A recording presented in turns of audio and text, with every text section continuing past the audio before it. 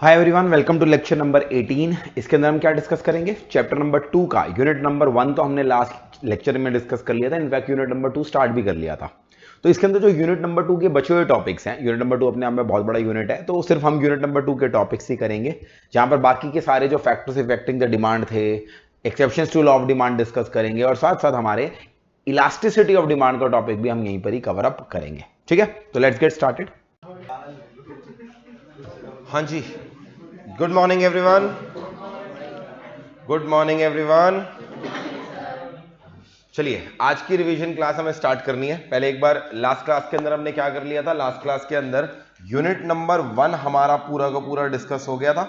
Unit number 2 के अंदर भी हमने डिटर्मिनेंट्स ऑफ डिमांड के अंदर पहला जो डिटर्मिनेंट है प्राइस ऑफ द कमोडिटी, उसे डिटेल में डिस्कस कर लिया था। लॉ ऑफ डिमांड भी डिस्कस कर लिया था, इंडिविजुअल डिमांड, मार्केट डिमांड, ये दोनों डिस्कशन भी हमारी हो गई थी। आखिरी टॉपिक जो कल की क्लास में हमने किया था वो क्या था? Rationale of law of demand.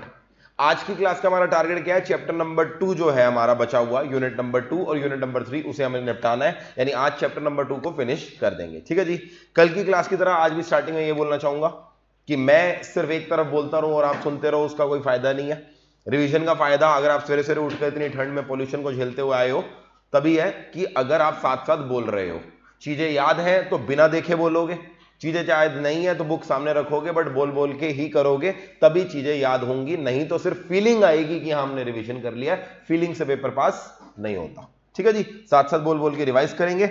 चलिए, डिटर्मिनेंट्स ऑफ डिमांड वाले टॉपिक के अंदर पहला डिटर्मिनेंट हमारा डिस्कस हो चुका है, क्या? Price of the commodity. और साथ साथ ही प्राइस ऑफ द कमोडिटी के हमने क्या डिस्कस कर लिया? Law of demand. अब आते हैं सेकंड डिटर्मिनेंट पे। सेकंड डिटर्मिनेंट का क्या नाम क्या है? Price of related commodities. जब हम बात करते हैं रिलेटेड कमोडिटीज की, इसमें दो आती हैं, बताओ कौन कौन सी? एक आती है कॉम्प्लीमेंट्री, दूसरी कौन सी आती है? Substitute goods. एक एक करके बात करते हैं। कॉम्प्लीमेंट्री गुड्स हमारे कौन से होते हैं? जो हमारे प्रोडक्ट के साथ कॉम्प्लीमेंट होते हैं, जो हमारे प्रोडक्ट के साथ साथ डिमांड किए जाते हैं। एक होते हैं कॉम्प्लीमेंट्री, एक होते हैं परफेक्ट कॉम्प्लीमेंट्री। कॉम्प्लीमेंट्री कोई भी ऐसे हो सकते हैं जो साथ में डिमांड किए जाएंगे। For example bread butter, pen ink, petrol car, ये हो गए कॉम्प्लीमेंट्री। और परफेक्ट कॉम्प्लीमेंट्री हमने यूनिट 1 में डिस्कस करे थे। वो क्या होते हैं? साथ आएंगे तो उनका यूटिलिटी है, साथ नहीं आएंगे तो उनकी कोई भी यूटिलिटी नहीं है। परफेक्ट कॉम्प्लीमेंट्री का क्या एग्जांपल लिया था यूनिट नंबर 1 में? लेफ्ट शू और राइट शू। कॉम्प्लीमेंट्री के अंदर हम क्या पढ़ रहे हैं? दो प्रोडक्ट हैं, एक्स और वाई, दोनों कॉम्प्लीमेंट्री हैं। अब हम ये देख रहे हैं एक्स के प्राइस में चेंज आया है, और ये देखने की कोशिश कर रहे हैं वाई की क्वांटिटी पे इसका क्या इंपैक्ट पड़ेगा। जबकि पॉइंट नंबर 1 के अंदर हम क्या कर रहे थे? प्राइस के साथ इंपैक्ट देख रहे थे, बट प्राइस किसका बदल रहा था? खुद का प्राइस बदल रहा था। यानी पॉइंट नंबर 1 में अगर मैं वाई की क्वांटिटी पे इंपैक्ट देख रहा हूं तो प्राइस भी किसका बदल रहा है? वाई का। बट यहां पॉइंट नंबर 2 में हम क्या कर रहे हैं? क्वांटिटी वाई की होगी, मगर प्राइस किसका होगा? एक्स। अब सोच के देखते हैं, अगर आज पेट्रोल का प्राइस बढ़ जाए, पेट्रोल का प्राइस बढ़ते ही क्या होगा? पेट्रोल की क्वांटिटी कम होगी।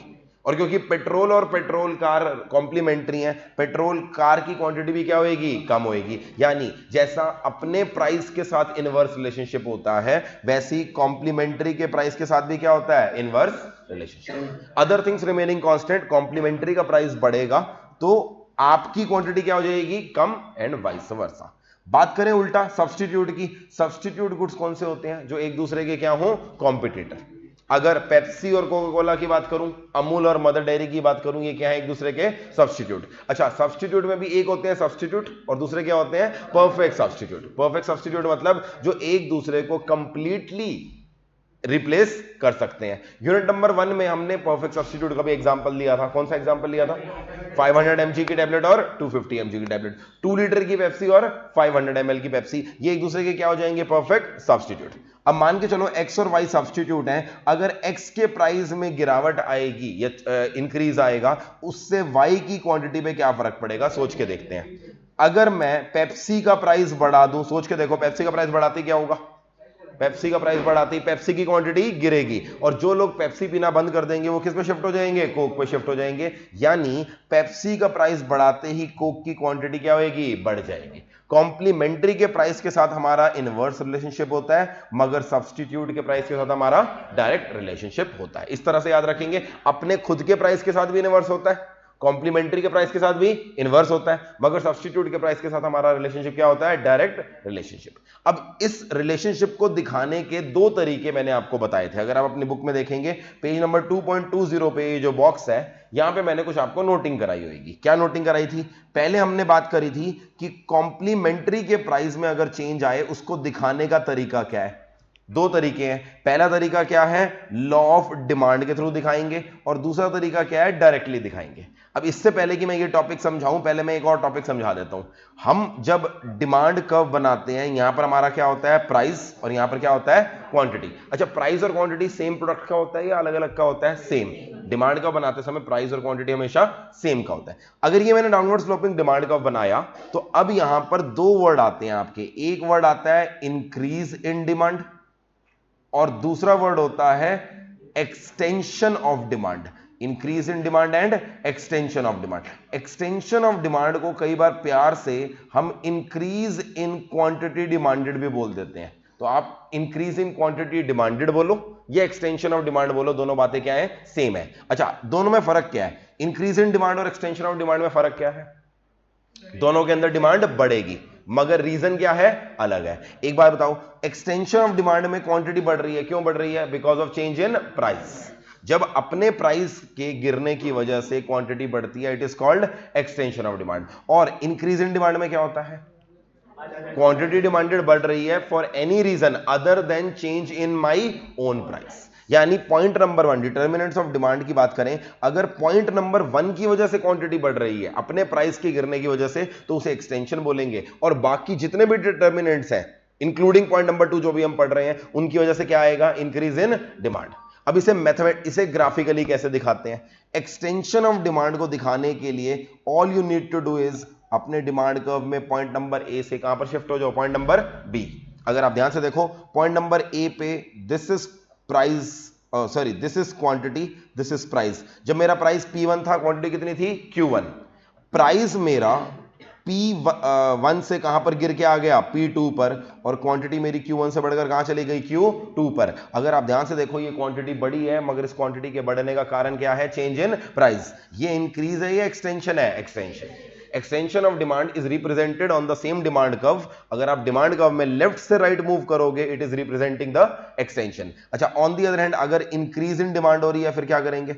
इंक्रीज इन डिमांड में हमारा पूरा का पूरा डिमांड का भी क्या हो जाता है? शिफ्ट। हमारा डिमांड का राइटवर्ड शिफ्ट हो जाएगा। क्यों? सेम प्राइस पे पहले मैं इतना ले रहा था, मगर कोई और फैक्टर में चेंज आया, जिसकी वजह से अब सेम प्राइस में मेरी क्वांटिटी क्या हो जाएगी? बढ़ जाएगी। रीजन, इस क्वांटिटी का बढ़ने का कारण प्राइस में चेंज नहीं है, इसका बढ़ने का कारण क्या है? Any other factor. अकॉर्डिंगली से हम प्यार से क्या बोलेंगे? Increase in demand. ठीक है जी, रीजन समझ में आ गया। अच्छा, अब इनका उल्टा भी होता है। एक वर्ड मिलेगा क्या? डिक्रीज इन डिमांड, और दूसरा वर्ड क्या होगा? Contraction in demand. अब आप बताओ जल्दी से, डिक्रीज इन डिमांड का मतलब क्या हुआ? क्वांटिटी डिमांडेड गिरी है, किस वजह से? Any reason other than price. On the other hand contraction of demand, quantity गिरी है because of increase in price. अच्छा, कॉन्ट्रैक्शन को कैसे दिखाएंगे? सेम डिमांड कर्व पे ए से बी की जगह अगर बी से ए चले जाओ, बी पॉइंट से ए पे जाओ, तो देखो क्या हो रहा है? हमारा प्राइस P2 से क्या हो रहा है? P1 पे बढ़ रहा है, जिसकी वजह से क्वांटिटी क्या हो रही है? Q2 से Q1। तो B से A आओ, तो दिस इज रिप्रेजेंटिंग कॉन्ट्रैक्शन। और अगर मुझे बताओ डिक्रीज इन डिमांड हो रही है, तो क्या करेंगे? हम राइटवर्ड नहीं करेंगे, क्या करेंगे? Leftward shift. So increase in and decrease in demand is represented bye shift of demand curve.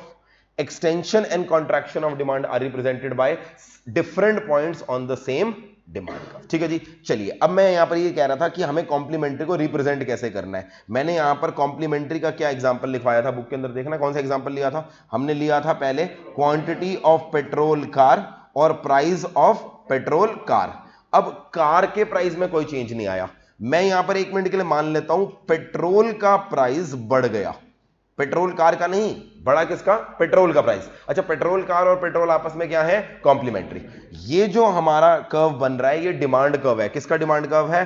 Car का डिमांड कर्व है, क्योंकि मैंने यहां पर क्या दिखाया? कार का प्राइस और कार की क्वांटिटी। अब सोच के देखो, पेट्रोल का प्राइस बढ़ेगा, पेट्रोल का प्राइस बढ़ेगा तो क्वांटिटी ऑफ कार पे क्या फर्क पड़ेगा?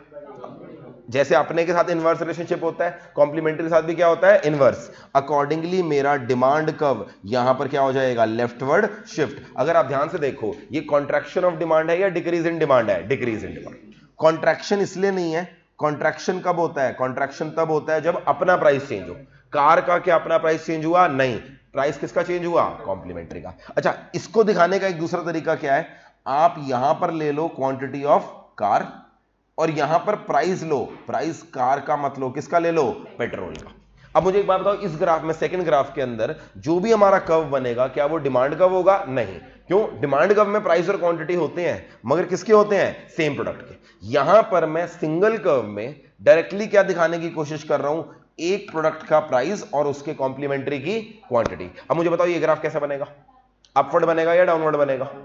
अभी हमने पढ़ा रिलेशनशिप कैसा होता है कॉम्प्लीमेंट्री का, तो इनवर्स। जब भी इनवर्स रिलेशनशिप हो, प्रोडक्ट हमारा कर्व क्या बनता है? डाउनवर्ड। तो एक तरीका है इस तरह से दिखा सकते हो डिमांड कर्व से, दूसरा तरीका है डायरेक्टली रिलेशनशिप दिखा दो कार की क्वांटिटी में और पेट्रोल के प्राइस में। चलिए अब यही सेम चीज मुझे बना के दिखाओ, किसके केस में? सब्स्टिट्यूट्स में। सब्स्टिट्यूट का भी दिखाने के दो तरीके हैं, एक है डिमांड कर्व के थ्रू और दूसरा क्या है? डायरेक्टली प्राइस और क्वांटिटी किसकी ले लेंगे? सब्स्टिट्यूट की। यहां पर बुक में चेक करो, मैंने एग्जांपल क्या लिखवाया था सब्स्टिट्यूट का? रेनॉल्ड्स पेन और लिंक पेन। पहला है, मैं यहां पे बना लेता हूं क्वांटिटी ऑफ रेनॉल्ड्स पेन और यहां पे बना लेता हूं प्राइस ऑफ रेनॉल्ड्स पेन। ठीक है जी, दोनों जगह मैंने रेनॉल्ड्स पेन का प्राइस और क्वांटिटी ली और ये जो हमारा कर्व है ये क्या है? हमारा डिमांड कर्व। अब क्वेश्चन में दे रखा है लिंक पेन। लिंक पेन हमारा क्या होगा? कॉम्प्लीमेंट्री होगा या सब्स्टिट्यूट होगा? सब्स्टिट्यूट। रेनॉल्ड्स पेन के लिए लिंक पेन क्या है? सब्स्टिट्यूट। हमारा लिंक पेन का प्राइस चेंज हो गया, हमारा लिंक पेन का प्राइस बढ़ गया। अब सोच के देखो क्या इंपैक्ट आएगा।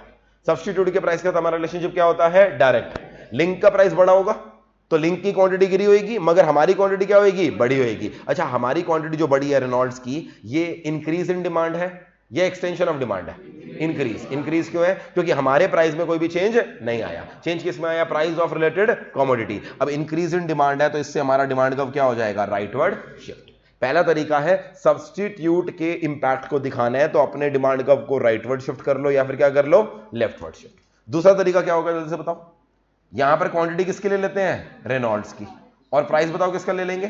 प्राइस अपना सब्स्टिट्यूट का यानी लिंक पेन का। अब ये जो कर्व बनेगा क्या ये डिमांड कर्व होगा? नहीं। धोखा मत खाना, प्राइस और क्वांटिटी मत देखना, प्राइस लिंक का है और क्वांटिटी किसकी है? रेनॉल्ड्स की। ये एक ऐसा ग्राफ है जो डायरेक्टली हमें रिलेशनशिप दिखा रहा है किसका? एक प्रोडक्ट की क्वांटिटी और उसके सब्स्टिट्यूट का प्राइस। अब बताओ ये कर्व अपवर्ड होगा या डाउनवर्ड होगा? अपवर्ड। रीजन? क्योंकि सब्स्टिट्यूट के प्राइस के साथ हमारा रिलेशनशिप क्या होता है? Direct. Accordingly this will represent कि अगर प्राइस ऑफ लिंक बढ़ेगा तो क्वांटिटी ऑफ रेनॉल्ड्स बढ़ेगी। तो इस तरह से हम दो तरह से कॉम्प्लीमेंट्री और सब्स्टिट्यूट के इंपैक्ट को दिखा सकते हैं। पहला तरीका क्या है? डिमांड कर्व में इंक्रीज और डिक्रीज ऑफ डिमांड। दूसरा तरीका डायरेक्टली क्वांटिटी ले लो अपनी और प्राइस किसका ले लो? कॉम्प्लीमेंट्री या सब्स्टिट्यूट का। कॉम्प्लीमेंट्री के प्राइस के साथ इनवर्स रिलेशनशिप, सब्स्टिट्यूट के प्राइस के साथ डायरेक्ट रिलेशनशिप। ठीक है जी, ये हो गया done point number 2, price of related commodities. Third point पे आएंगे। थर्ड डिटर्मिनेंट हमारा क्या है? इनकम। अच्छा, इनकम हमने डिस्कस कर चुके हैं। इनकम दो तरह की होती है, नॉमिनल और रियल। रियल इनकम क्या होती है? आपकी जेब में कितना पैसा आ रहा है वो नहीं बदल रहा, मगर आपकी परचेसिंग पावर बढ़ रही है। आपकी जेब में कल भी 100 रुपए आते थे, आज भी 100 रुपए आते हैं, मगर क्योंकि मार्केट में प्राइसेस गिर गए तो अब इस 100 रुपए की वैल्यू क्या हो गई? बढ़ गई। हम बोलेंगे आपकी रियल इनकम बढ़ गई। और मार्केट में अगर महंगाई हो गई, 100 रुपए में कम चीजें आएंगी या ज्यादा आएंगी? कम आएंगी, तो हमारी रियल इनकम क्या हो जाएगी? कम हो जाएगी। अच्छा, यहां पर जब हम on the other hand nominal income का मतलब क्या है? मेरी जेब में 100 रुपए की जगह 150 रुपए आने लग जाए, अगर पैसा ही ज्यादा आने लग गए मनी टर्म्स में, तो उसे क्या बोलेंगे? Nominal income. अब यहां पर मुझे बताओ, जो डिटर्मिनेंट ऑफ डिमांड है इनकम, हम नॉमिनल इनकम की बात कर रहे हैं या रियल इनकम की बात कर रहे हैं? नॉमिनल। रियल इनकम की बात हम ऑलरेडी कर चुके हैं। कौन से पॉइंट में? पॉइंट नंबर 1 में।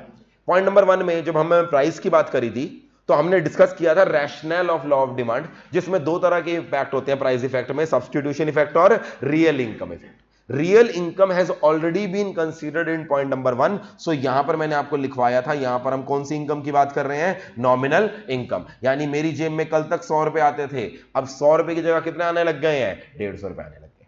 अब जो इंपैक्ट रियल इनकम का था आपकी क्वांटिटी पे, सेम टू सेम इंपैक्ट किसका है? नॉमिनल का। अगर आप याद करो, हमारे दो तरह के गुड्स होते हैं, बताओ कौन कौन से? एक होते हैं नॉर्मल और दूसरे जल्दी से बताओ कौन से हैं? इंफीरियर। ठीक है जी, नॉर्मल गुड्स के केस में क्या होता है? अगर आपकी इनकम बढ़ती है, बताइए जल्दी से, नॉर्मल गुड्स के केस में इनकम बढ़ती है, क्वांटिटी बढ़ेगी या घटेगी? बढ़ेगी। Most of the goods normal goods की कैटेगरी में होते हैं। अगर आपकी इनकम बढ़ेगी, आप ज्यादा घूमने फिरने जाओगे, टूरिज्म बढ़ेगी। आप ज्यादा मोबाइल फोन खरीदोगे, ज्यादा मतलब जल्दी जल्दी मोबाइल फोन बदलोगे, क्वांटिटी बढ़ेगी। आप प्लेन में ज्यादा ट्रेवल करोगे, क्वांटिटी बढ़ेगी। आप खाने पीने की चीजें ज्यादा कंज्यूम करोगे, क्वांटिटी बढ़ेगी। All these are normal goods. अच्छा, इसका उल्टा होता है क्या? इंफीरियर। इंफीरियर के केस में क्या होगा? अगर आपकी इनकम बढ़ेगी, क्वांटिटी बढ़ेगी या घटेगी? घटेगी, क्योंकि हम उन गुड्स को नाम में ही क्या बोल रहे हैं? इंफीरियर। हम उन गुड्स को इसलिए नहीं कंज्यूम कर रहे कि हम उन्हें कंज्यूम करना चाहते हैं, हम उन्हें इसलिए कंज्यूम कर रहे हैं क्योंकि हमारे पास अफोर्डेबिलिटी नहीं थी क्या लेने की? Normal goods. तो जैसी हमारी इनकम बढ़ेगी, हम इनको डिस्कार्ड कर देंगे, और डिस्कार्ड करेंगे तो इनकी क्वांटिटी क्या होगी? कम हो जाएगी। कल मैंने एग्जांपल लिया था इसका, smartphone is an example of normal goods.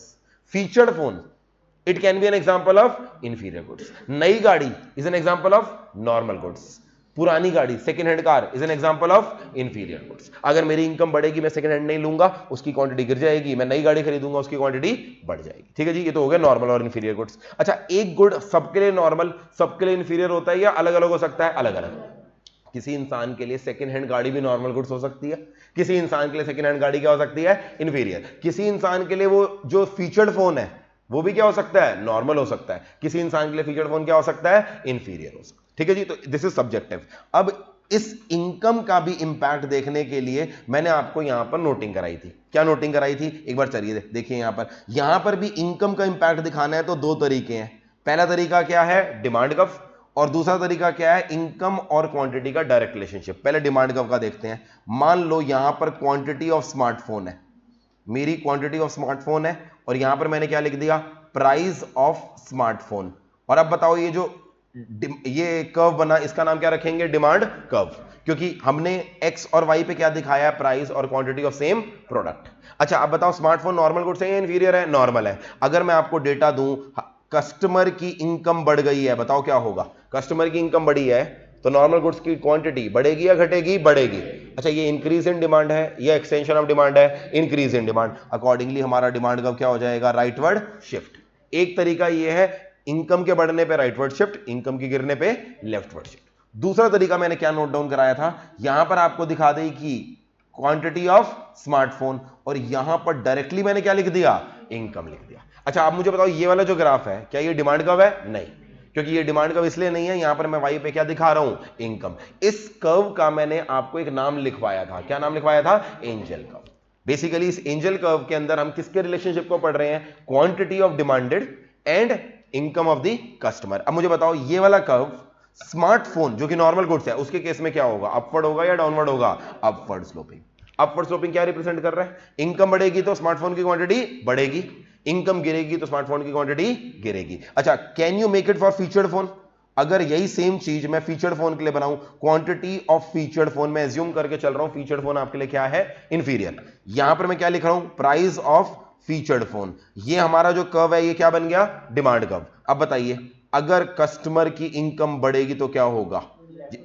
Inferior goods के केस के अंदर क्वांटिटी डिमांडेड बढ़ेगी या घटेगी? घटेगी, क्योंकि जैसी इनकम बढ़ी मेरी क्वांटिटी डिमांडेड घटी। क्या ये डिक्रीज इन डिमांड है या कॉन्ट्रैक्शन ऑफ डिमांड है? Decrease in demand. अकॉर्डिंगली मेरा डिमांड कर्व क्या हो जाएगा? लेफ्टवर्ड शिफ्ट हो जाएगा। दूसरा तरीका क्या है? मैं यहां पर दिखा दूं क्वांटिटी ऑफ फीचर्ड फोन, और यहां पर दिखा दूं क्या? Income of the consumer. और अब बताओ, ये जो कर्व है ये डिमांड कर्व है या एंजल कर्व है? Angel curve. इस एंजल कर्व में अपवर्ड स्लोपिंग होगा या डाउनवर्ड? Downward sloping. तो अगर मेरा एंजल कर्व अपवर्ड स्लोपिंग है तो वो क्या है? Normal goods. और अगर मेरा एंजल कर्व डाउनवर्ड स्लोपिंग है तो वो कौन से गुड्स है? Inferior goods. अच्छा, मुझे एक बात बताओ, इंफीरियर गुड्स में हमने रैशनल में पढ़ा था, क्या हर इंफीरियर गुड्स के अंदर लॉ ऑफ डिमांड फेल होता है या कुछ में लॉ ऑफ डिमांड फेल होता है? कुछ में।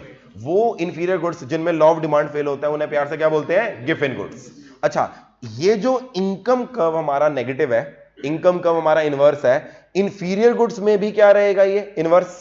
और गिफिन में भी क्या रहेगा? इनवर्स, क्योंकि at the end of the day Giffen goods भी क्या होते हैं? Inferior goods. तो अगर मैं आपसे पूछूं इंफीरियर की जगह गिफिन गुड्स की बात करूं तो गिफिन गुड्स में भी इनकम कर्व तो क्या रहेगा? डाउनवर्ड स्लोपिंग ही रहेगा। गिफिन और इंफीरियर में फर्क कहां पर आता है? एक में लॉ ऑफ डिमांड फेल होता है, एक में लॉ ऑफ डिमांड फेल नहीं होता।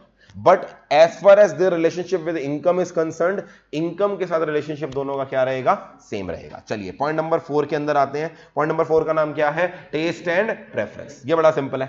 अगर किसी प्रोडक्ट के लिए आपके टेस्ट एंड प्रेफरेंस फेवरेबल हो जाएंगे तो क्या हो जाएगा? Other things remaining constant, demand बढ़ेगी या घटेगी? बढ़ेगी। आप कोई एक प्रोडक्ट फैशन में आ गया, ऑल ऑफ ए सडन किसी एक्टर ने, किसी क्रिकेटर ने एक पर्टिकुलर ब्रांड के कपड़े पहने, वो ब्रांड के लिए टेस्ट एंड प्रेफरेंस बढ़ गई, तो बिना कुछ किए क्या उसकी डिमांड बढ़ जाएगी? यस, डिमांड कब क्या हो जाएगा? Rightward shift. It is a increase in demand या extension of demand? Increase in demand. और अगर किसी प्रोडक्ट की बदनामी हो जाए, उसकी टेस्ट एंड प्रेफरेंस अनफेवरेबल हो जाए, लोगों का मूड ऑफ हो जाए, लोग का यहां पे ये नहीं, ये तो आउट ऑफ फैशन हो गया, तो क्या होगा? अदर फैक्टर्स रिमेनिंग कांस्टेंट, उसकी डिमांड कम हो जाएगी। And it is represented by decrease in demand या contraction of demand, decrease in demand. तो टेस्ट एंड प्रेफरेंस का एक ही तरीका दिखाने का, through rightward shift of the demand curve and leftward shift. अच्छा, यहां पर मैं ऐसा कर सकता हूं कि यहां पर मैं दिखा दूं टेस्ट एंड प्रेफरेंस और यहां दिखा दूं क्वांटिटी। क्या टेस्ट एंड प्रेफरेंस को क्वांटिफाई किया जा सकता है? नहीं। तो यहां पर दिखाने का एक ही तरीका है, क्या? Through demand curve, rightward shift और लेफ्टवर्ड शिफ्ट। अब अगला सवाल यह है, टेस्ट एंड प्रेफरेंस बैठे बैठे फेवरेबल या अनफेवरेबल क्यों जाते हैं? आज अगर एक चीज को लेकर फेवरेबल हो, क्या एकदम अनफेवरेबल हो जाओगे? कोई रीजन होगा? रीजन होगा। इसके दो तरह के इंपैक्ट होते हैं, एक होता है डेमोन्स्ट्रेशन इफेक्ट, या फिर नाम क्या होता है इसका? बैंडवेगन इफेक्ट। और दूसरी तरह का इफेक्ट क्या होता है? स्नॉब इफेक्ट या फिर वेबलेन इफेक्ट। पहले मुझे बताओ, डेमोन्स्ट्रेशन इफेक्ट या बैंडवेगन इफेक्ट क्या होता है? बहुत ही सिंपल है। यहां पर क्या है, अगर एक प्रोडक्ट आप अपने पड़ोसी को यूज करते देखोगे, क्या आपका भी मन करेगा या नहीं करेगा? यस। मैंने बहुत सारे एग्जांपल दिए थे। मैंने बचपन का एग्जांपल लिया था कि स्कूल में क्लास में एक बच्चा नया तरह का ज्योमेट्री बॉक्स लाता था, वो शाकालाका बूम बूम की पेंसिल वाला एग्जांपल लिया था। क्लास में एक बच्चा वो मैजिक पेंसिल जैसी दिखने वाली पेंसिल लाता था, क्या बाकी बच्चे घर जाके जिद करते थे या नहीं करते थे? यस। इस चीज को बोलते हैं डेमोन्स्ट्रेशन इफेक्ट। और ये सिर्फ बच्चों में नहीं होता, क्या बड़ों में भी होता है या नहीं होता? यस। आप 6 दोस्तों का एक ग्रुप है, 6 में से 2 बच्चे या 2 लोग नया टीवी ले लिया उन्होंने अपने घर में। 6 दोस्तों में से 2 लोगों ने नया टीवी ले लिया, नई टेक्नोलॉजी का टीवी ले लिया, या नया 5G फोन ले लिया। क्या बाकी 4 भी जाकर 5G लेंगे या नहीं लेंगे? यस। आजकल दिल्ली में पॉल्यूशन है, एक गली के अंदर 10 घर हैं, रोज शाम को बैठकर चाय पीते हैं। 10 में से 3 ने बोला मैंने तो एयर प्योरीफायर खरीद लिया यार, पॉल्यूशन बहुत ज्यादा है। क्या बाकी 7 भी एयर प्योरीफायर खरीदने जाएंगे या नहीं कहेंगे? यस। इस चीज को जब हम किसी और को कॉपी करते हैं और 4 लोगों को चीज देखकर हमारा टेस्ट एंड प्रेफरेंस डेवलप हो जाता है, इस इफेक्ट को क्या बोलते हैं? बैंडवैगन या demonstration. Most of the goods bandwagon या डेमोन्स्ट्रेशन इफेक्ट पे चलते हैं। इसीलिए मैंने आपको बोला था, ब्रांड्स मैसिव पैसा किस पे खर्च करते हैं? एडवर्टाइजमेंट। अगर आप ध्यान से देखो, एडवर्टाइजमेंट क्या है? एडवर्टाइजमेंट में आपको कोई फेमस एक्टर या कोई फेमस क्रिकेटर, मान लो विराट कोहली, आकर कह रहा है मैं ये प्रोडक्ट यूज करता हूं। देखा जाए तो क्या फर्क पड़ता है? विराट कोहली यूज करता है, कर भाई तू कर। मगर इसका फर्क पड़ता है, क्या फर्क पड़ता है? जब आप देखते हो कि यस वो पर्सन ये प्रोडक्ट यूज करता है, तो आपके अंदर भी इच्छा आती है, क्या मुझे भी यूज करना चाहिए। इस चीज को इकोनॉमिक्स में प्यार से क्या बोलते हैं? Demonstration and bandwagon. और इसी की वजह से ब्रांड्स क्या करते हैं? पैसा खर्च करते हैं किसके ऊपर? एडवर्टाइजमेंट। क्लियर है वाली चीज? अच्छा, इसका बिल्कुल उल्टा इंपैक्ट क्या होता है? स्नॉब या फिर वेबलन। इसमें क्या होता होगा बताओ? आप वो प्रोडक्ट अपने पड़ोसी के हाथ में देखकर खुश होते होगे, परेशान होते होगे? परेशान। वो सारे गुड्स जो प्रेस्टिजियस नेचर के हैं, वो सारे गुड्स जो रेयर हैं, उसके अंदर सबसे बड़ा आपको सेटिस्फेक्शन ही क्या मिलता है? कि मैंने कोई रेयर चीज ले रखी है। इसके अंदर सारे लग्जरी ब्रांड्स आ जाते हैं। लग्जरी बैग, मैंने एग्जांपल लिया था लग्जरी बैग्स का, एलवी का एग्जांपल लिया था। वो जानबूझ के अपने बैग्स लिमिटेड बनाते हैं। एक नया डिजाइन निकाला, उसके जानबूझ के सिर्फ 500 बैग बनाए। बनाने को 5000 भी बना सकते हैं, 50,000 भी बना सकते हैं। 500 क्यों बनाते हैं वो? क्योंकि 500 बनाएंगे तो क्या लोग उसे खरीदना चाहेंगे? यस। एंड अगर आप वो बैग खरीदोगे तो आपको ये फीलिंग आएगी कि मेरे पास कोई रेयर चीज है। अब मैंने यहां पर एग्जांपल लिया था, स्टार्टिंग में जब इंडिया में आया, आईफोन सिर्फ कौन खरीदता था? अल्ट्रा रिच लोग। नीता अंबानी ने आईफोन खरीद के रख लिया। अब क्या आईफोन सिर्फ अल्ट्रा रिच लेते हैं या कोई भी ले रहा है? कोई भी ले रहा है। क्यों ले रहा है? क्योंकि उसके अंदर बड़े आसानी से लोन मिल जाता है, ईएमआई बन जाती है, एक्सेट्रा एक्सेट्रा। इंडिया में 10 में से 7 आईफोन ईएमआई के ऊपर है, तो कोई भी आराम से ले लेता है। अब मुझे एक बात बताओ, नीता अंबानी अपनी गाड़ी में जा रही है, नीता अंबानी के पास भी आईफोन है, उसके ड्राइवर के पास भी आईफोन है, उसके गेट कीपर के पास भी आईफोन है, उसके शेफ के पास भी आईफोन है। मुझे बताओ वो खुश होएगी या परेशान होएगी? परेशान। क्योंकि उसने आईफोन किस लिए खरीदा था? अलग दिखने के लिए। अब सारे लोग खरीदेंगे तो आपकी टेस्ट एंड प्रेफरेंस बनेगी या कम होएगी? कम होएगी। इस तरह के इफेक्ट को क्या बोलते हैं? स्नॉब। तो देखो दोनों जगह बिल्कुल उल्टी बातें चल रही हैं। डेमोन्स्ट्रेशन में बाकी लोग यूज करेंगे तो मेरा टेस्ट एंड प्रेफरेंस फेवरेबल होगा, स्नॉब में जब बाकी लोग यूज करेंगे तो मेरा टेस्ट एंड प्रेफरेंस क्या हो जाएगा? अनफेवरेबल हो जाएगा, और मैं वो प्रोडक्ट खरीदना क्या कर दूंगा? बंद कर दूंगा। ठीक है जी। तो हमने दो चीजें याद रखनी है, टेस्ट एंड प्रेफरेंस फेवरेबल या अनफेवरेबल हो तो डिमांड कर्व पे क्या इंपैक्ट होगा, और सेकंड चीज टेस्ट एंड प्रेफरेंस फेवरेबल या नॉन फेवरेबल के लिए दो तरह के इंपैक्ट होते हैं, बैंडवेगन डेमोन्स्ट्रेशन या फिर स्नॉब और वेवलन इफेक्ट। अच्छा मुझे एक बात बताओ, यहां पर मैंने एक और नोटिंग कराई थी, जरा चेक करना। नोटिंग ये कराई थी, अगर एक प्रोडक्ट के अंदर बैंडवेगन इफेक्ट है और एक प्रोडक्ट के अंदर स्नॉब इफेक्ट है, लॉ ऑफ डिमांड दोनों जगह ट्रू रहेगा, स्नॉब में भी लॉ ऑफ डिमांड फेल नहीं होगा। क्यों? अगर 10 लोग खरीदेंगे, 3 लोग उनको देखकर बाहर चले जाएंगे, 7 तो फिर भी खरीद रहे हैं, लॉ ऑफ डिमांड फेल नहीं होगा। दोनों जगह डिमांड कर्व हमारा क्या होगा? डाउनवर्ड स्लोपिंग होगा। दोनों जगह डिमांड कर्व डाउनवर्ड स्लोपिंग होगा, मगर फ्लैट कर्व कहां पर होगा? बैंडवेगन में होगा या स्नॉब में होगा? बैंडवेगन में।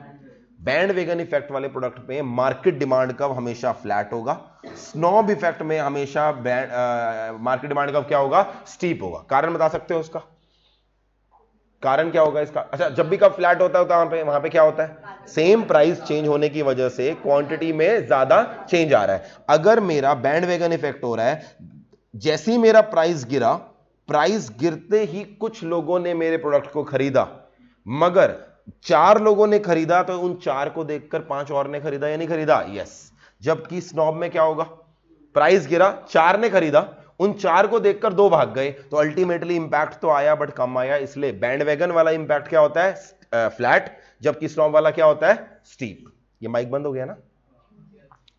एक सेकंड, बुलाना बाहर करिश्मा बोलता।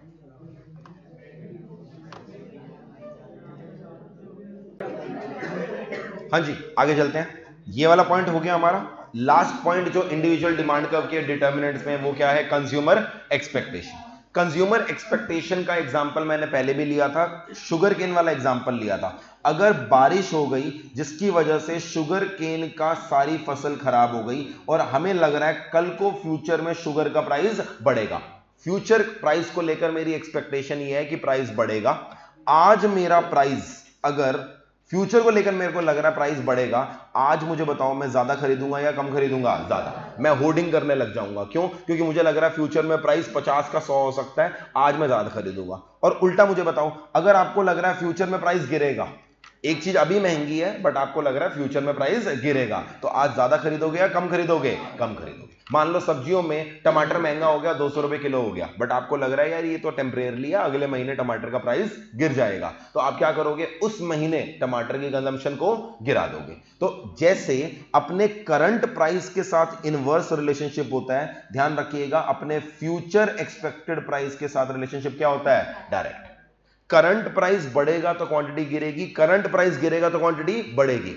बट फ्यूचर प्राइस बढ़ता दिख रहा है तो आज आप ज्यादा खरीदोगे, और फ्यूचर प्राइस गिरता दिख रहा है तो आज आप कम खरीदोगे। मैंने यहां पर आपको एक छोटा सा ग्राफ बनाया था। अगर यहां पर मैं लिख दूं फ्यूचर प्राइस और यहां पर मैं लिख दूं क्वांटिटी, फ्यूचर प्राइस और क्वांटिटी का जो रिलेशनशिप है वो डाउनवर्ड होगा या अपवर्ड होगा? अपवर्ड। और करंट प्राइस और क्वांटिटी का रिलेशनशिप क्या होता है? Downward, because of law of demand. 5 हमारे डिटर्मिनेंट्स हमने पढ़ लिए, एक बार रिपीट करिए, आगे बढ़ते हैं। सबसे पहला डिटर्मिनेंट क्या है? Price of the commodity. दूसरा कौन सा है? Price of related commodity. Third कौन सा है? Nominal income of the consumer. Real income तो ऑलरेडी प्राइस में कंसिडर हो गई। फोर्थ पॉइंट क्या है? Taste and preference. उसमें दो तरह के इफेक्ट होते हैं, डेमोन्स्ट्रेशन या बैंडवेगन, और दूसरा क्या होता है? वेवलन या फिर स्नॉब। और पांचवा हमारा कौन सा हो गया? Consumer expectation. फिर कुछ फैक्टर ऐसे हैं जो अलग से लिखे हैं, क्योंकि ये फैक्टर किसको इंपैक्ट डालते हैं? Market demand. एक बार पढ़ते हैं जल्दी से। सबसे पहले क्या हो गया? Size of population. Other things remaining constant. किसी कंट्री की पॉपुलेशन ज्यादा है, वहां पे मार्केट डिमांड कम होगी या ज्यादा होगी? ज्यादा होगी। मार्केट डिमांड ज्यादा होगी। इंडिया का एग्जांपल लें, इंडिया की पॉपुलेशन वर्ल्ड की सबसे ज्यादा पॉपुलेशन है, मार्केट डिमांड किसी भी प्रोडक्ट की क्या होगी? ज्यादा होगी। जापान की पॉपुलेशन गिर रही है, मार्केट डिमांड कम रहेगी। फिर अगली चीज क्या है? Age distribution of the population.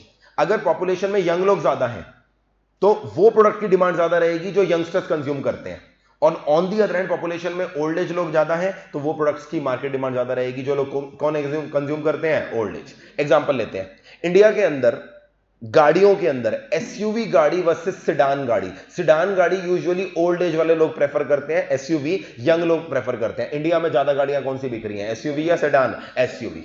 और एक कंट्री जहां पर लोग ओल्ड होंगे वहां एसयूवी नहीं बिकेंगी, वहां पे क्या बिकेंगी?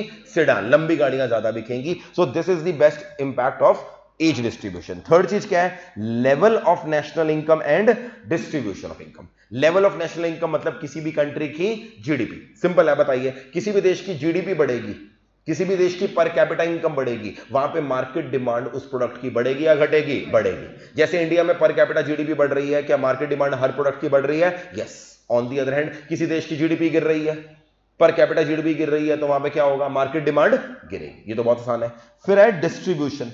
डिस्ट्रीब्यूशन के मामले में कंट्रीज दो तरह की होती हैं। एक वो कंट्री होती हैं जहां पर इनकम इवनली डिस्ट्रीब्यूटेड होती है, और एक वो कंट्री होती है जहां पर इनकम अनइवनली डिस्ट्रीब्यूटेड होती है। इंडिया कौन सी कैटेगरी में आता है? इवन या uneven? Uneven. We have massive disparity. They are very rich people and there are very poor people. दोनों तरह के लोग आपको मिलेंगे, अमीर से अमीर भी इंडिया में मिलेंगे, गरीब से गरीब भी मिलेंगे। अब मुझे बताओ, दो कंट्री है, एक में इवनली डिस्ट्रीब्यूशन है, एक में अनइवन डिस्ट्रीब्यूशन है। मार्केट डिमांड आमतौर पे कहां पे ज्यादा होएगी, इवन वाले में या अनइवन वाले में?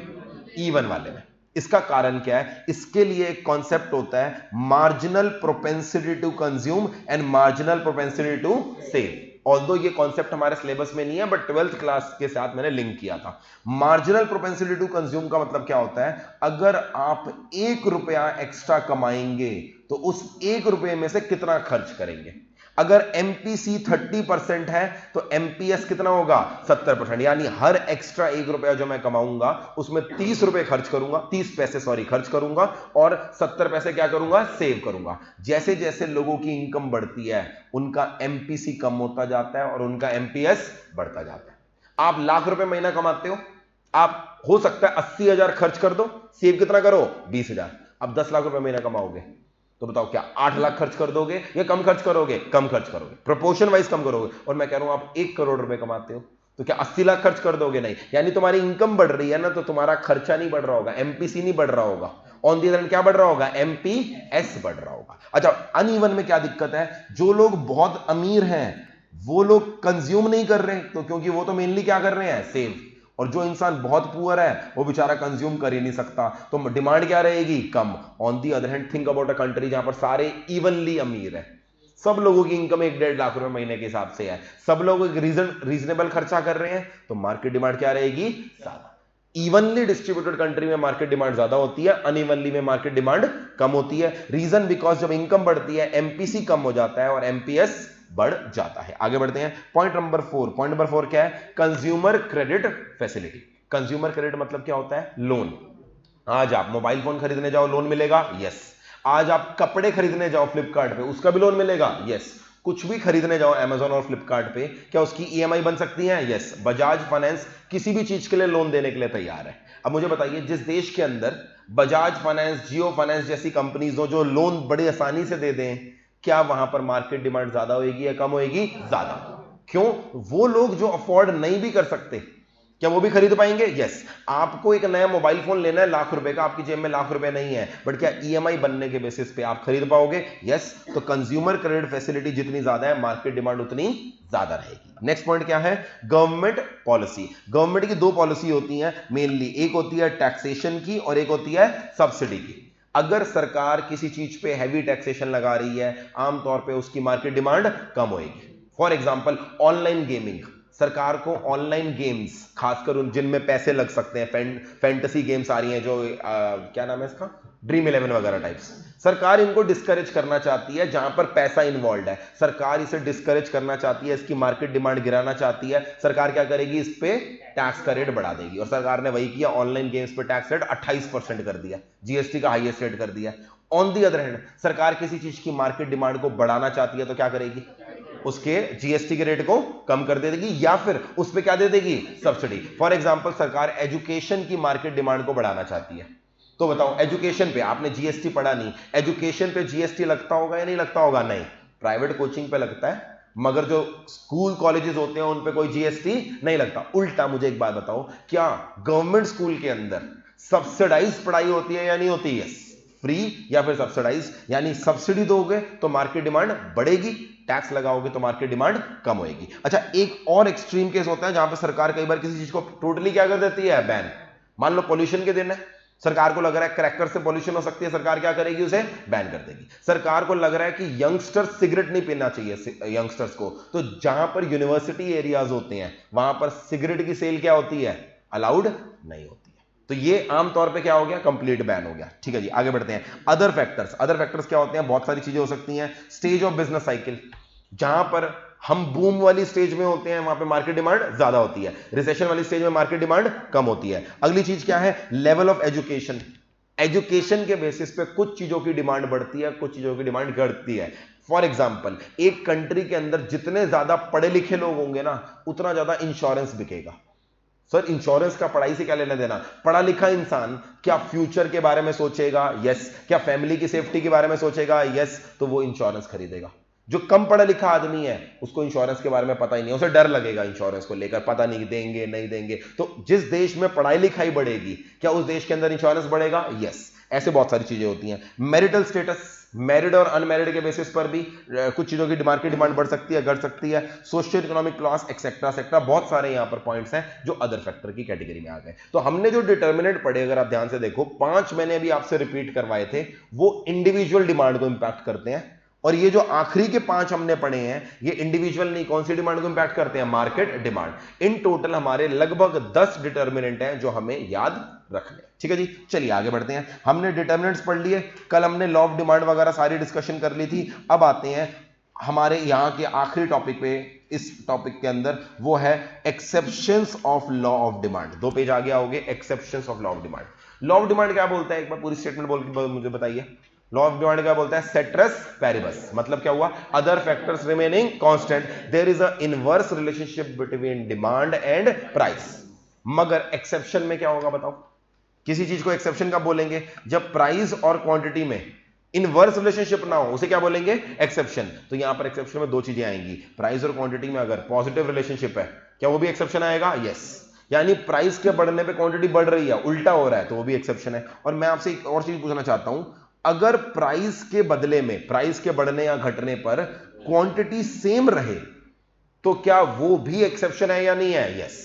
क्योंकि लॉ ऑफ डिमांड कहता है प्राइस के बढ़ने या घटने पर इनवर्स रिलेशनशिप आएगा, अगर क्वांटिटी सेम रहे तो भी क्या आएगा? एक्सेप्शन में। तो 2 तरह के केसेस एक्सेप्शन में आते हैं, जब प्राइस और क्वांटिटी में पॉजिटिव रिलेशनशिप हो, और जब प्राइस के बढ़ने या घटने में क्वांटिटी चेंज ना हो, उसे भी किस में डालते हैं? एक्सेप्शन में। आइए जरा एक एक करके पढ़ते हैं। एक्सेप्शन में पहले गुड्स कौन से हैं? कॉन्स्पिशियस। जरा ध्यान से देखिए, इनके 2 नाम और लिखवाए थे मैंने। क्या क्या लिखवाए थे?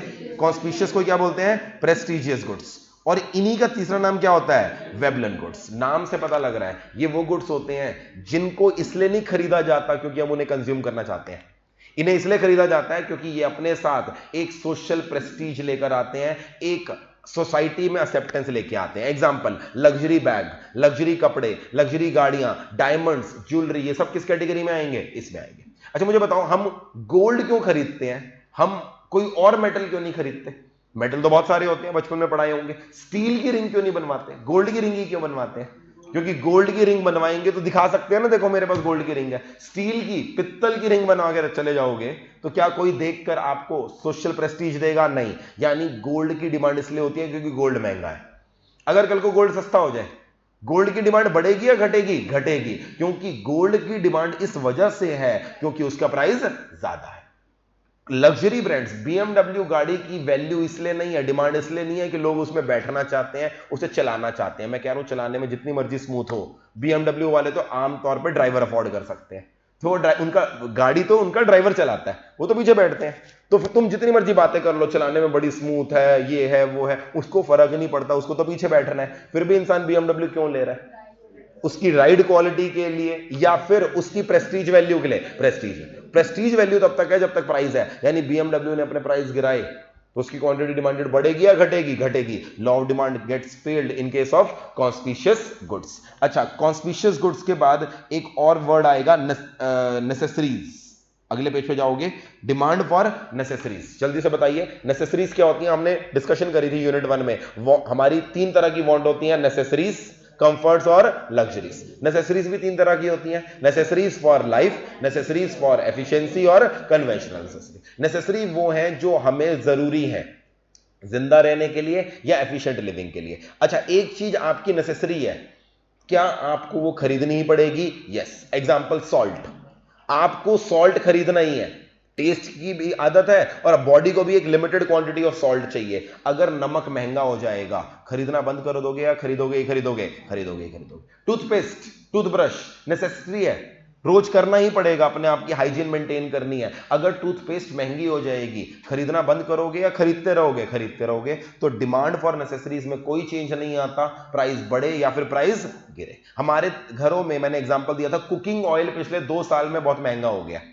कुकिंग ऑयल जो हमारा है, जो घर में यूज करते हैं, वो बहुत महंगा हो गया है। क्या हमने कुकिंग ऑयल खरीदना बंद कर दिया या अभी भी खरीद रहे हैं? अभी भी खरीद रहे हैं। लॉ ऑफ डिमांड यहां पे फेल नहीं होता। अच्छा, दोनों के बीच में कॉन्स्पिशियस गुड्स और नेसेसरीज में एक और कैटेगरी बना रखी है हमारी बुक के अंदर, कॉन्स्पिशियस नेसेसिटीज। अब बताओ ये क्या है? दोनों वर्ड को मिक्स कर दिया।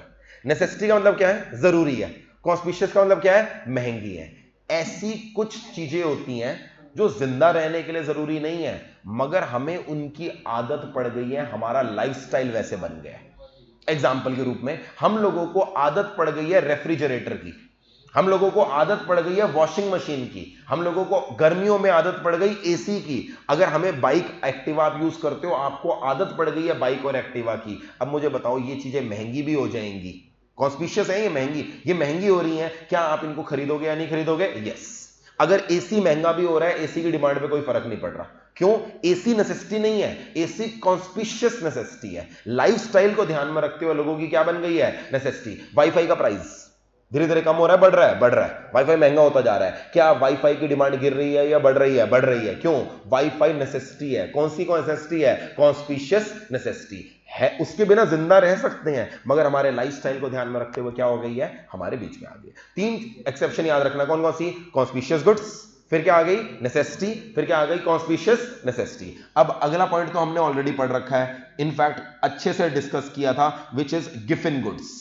गिफिन गुड्स बताइए। गिफिन गुड्स हमने, कहां गया ये? सॉरी, अगले पेज पे। हाँ, गिफिन गुड्स हमने डिस्कस किया था। Giffen goods are basically inferior goods only, मगर ये वो इंफीरियर गुड्स हैं जिनके केस में सब्स्टिट्यूशन इफेक्ट वीक होता है, रियल इनकम इफेक्ट स्ट्रांग होता है। तो अल्टीमेटली गिफिन गुड्स के केस में क्या होता है? जैसे ही प्राइस गिरता है, इनका सब्स्टिट्यूशन इफेक्ट क्वांटिटी को बढ़ाता है थोड़ा सा, मगर इनका रियल इनकम इफेक्ट जो होता है वो क्वांटिटी को क्या करता है? गिराता है। अल्टीमेटली प्राइस के गिरने पे क्वांटिटी क्या हो जाती है? गिर जाती है, और लॉ ऑफ डिमांड क्या हो जाता है? फेल हो जाता है।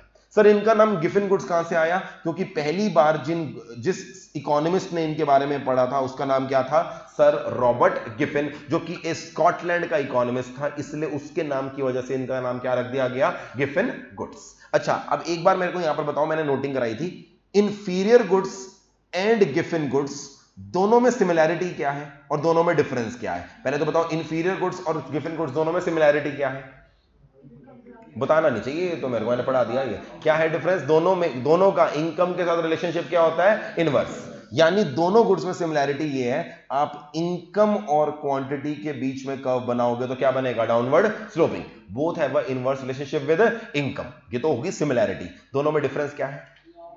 Law of demand inferior goods में ट्रू होता है, मगर law of demand Giffen goods में फेल होता है। यानी डिमांड कब बनाऊं? प्राइस और क्वांटिटी वाला। यहां पर लॉ ऑफ डिमांड के हिसाब से क्वांटिटी डिमांडेड इनवर्स आएगी, मगर गिफिन गुड्स में लॉ ऑफ डिमांड फेल हो जाता है, तो यहां पर हमारा डिमांड का क्या होता है? Upward slope. ठीक है जी, ये मैंने आपको यहां पे नोट डाउन करा दिया था। फिर अगली चीज, फ्यूचर एक्सपेक्टेशन अबाउट प्राइस, ये मैंने डिस्कस कर चुका हूं ऑलरेडी। मान लो शुगर का प्राइस, मुझे लग रहा है शुगर केन की खेती खराब होने की वजह से बढ़ के 100 रुपए तक जा सकता है। अभी 50 रुपए है। अब मुझे बताओ, अभी 50 रुपए है, बढ़ के 55 हुआ है। आइडियली लॉ ऑफ डिमांड के हिसाब से कम खरीदना चाहिए, ज्यादा खरीदना चाहिए? कम खरीदना चाहिए। 50 से 55 हुआ है, कम खरीदना चाहिए। बट मेरी एक्सपेक्टेशन है ये कहां जाएगा? 100। क्या करूंगा? ज्यादा खरीदूंगा या नहीं खरीदूंगा? Yes, law of demand fail कर गया, क्योंकि यहां पर एक्सपेक्टेशन ऑफ द प्राइस क्या है? अलग है। ठीक है जी, ये हमारी एक्सेप्शन हो गई। फिर हमारी एक बेसिक अजम्पशन होती है पूरी इकोनॉमिस्ट में, वो क्या होती है? Consumer is rational. Cardinal approach में भी थी और ऑर्डिनल। अच्छा, रैशनल कस्टमर कौन होता है? जो कभी कोई गलती नहीं करता, या जो हमेशा अपने फायदे के लिए सोचता है, हमेशा फायदा के। अगर आप रैशनल हो, सारे लॉ सही है, अगर आप इरेशनली बिहेव करना शुरू कर दो, क्या सारे लॉ फेल हो जाएंगे? Yes, law of demand will fail. इसका मैंने एग्जांपल ये लिया था, मैं एग्जांपल याद कराता हूं क्लास में।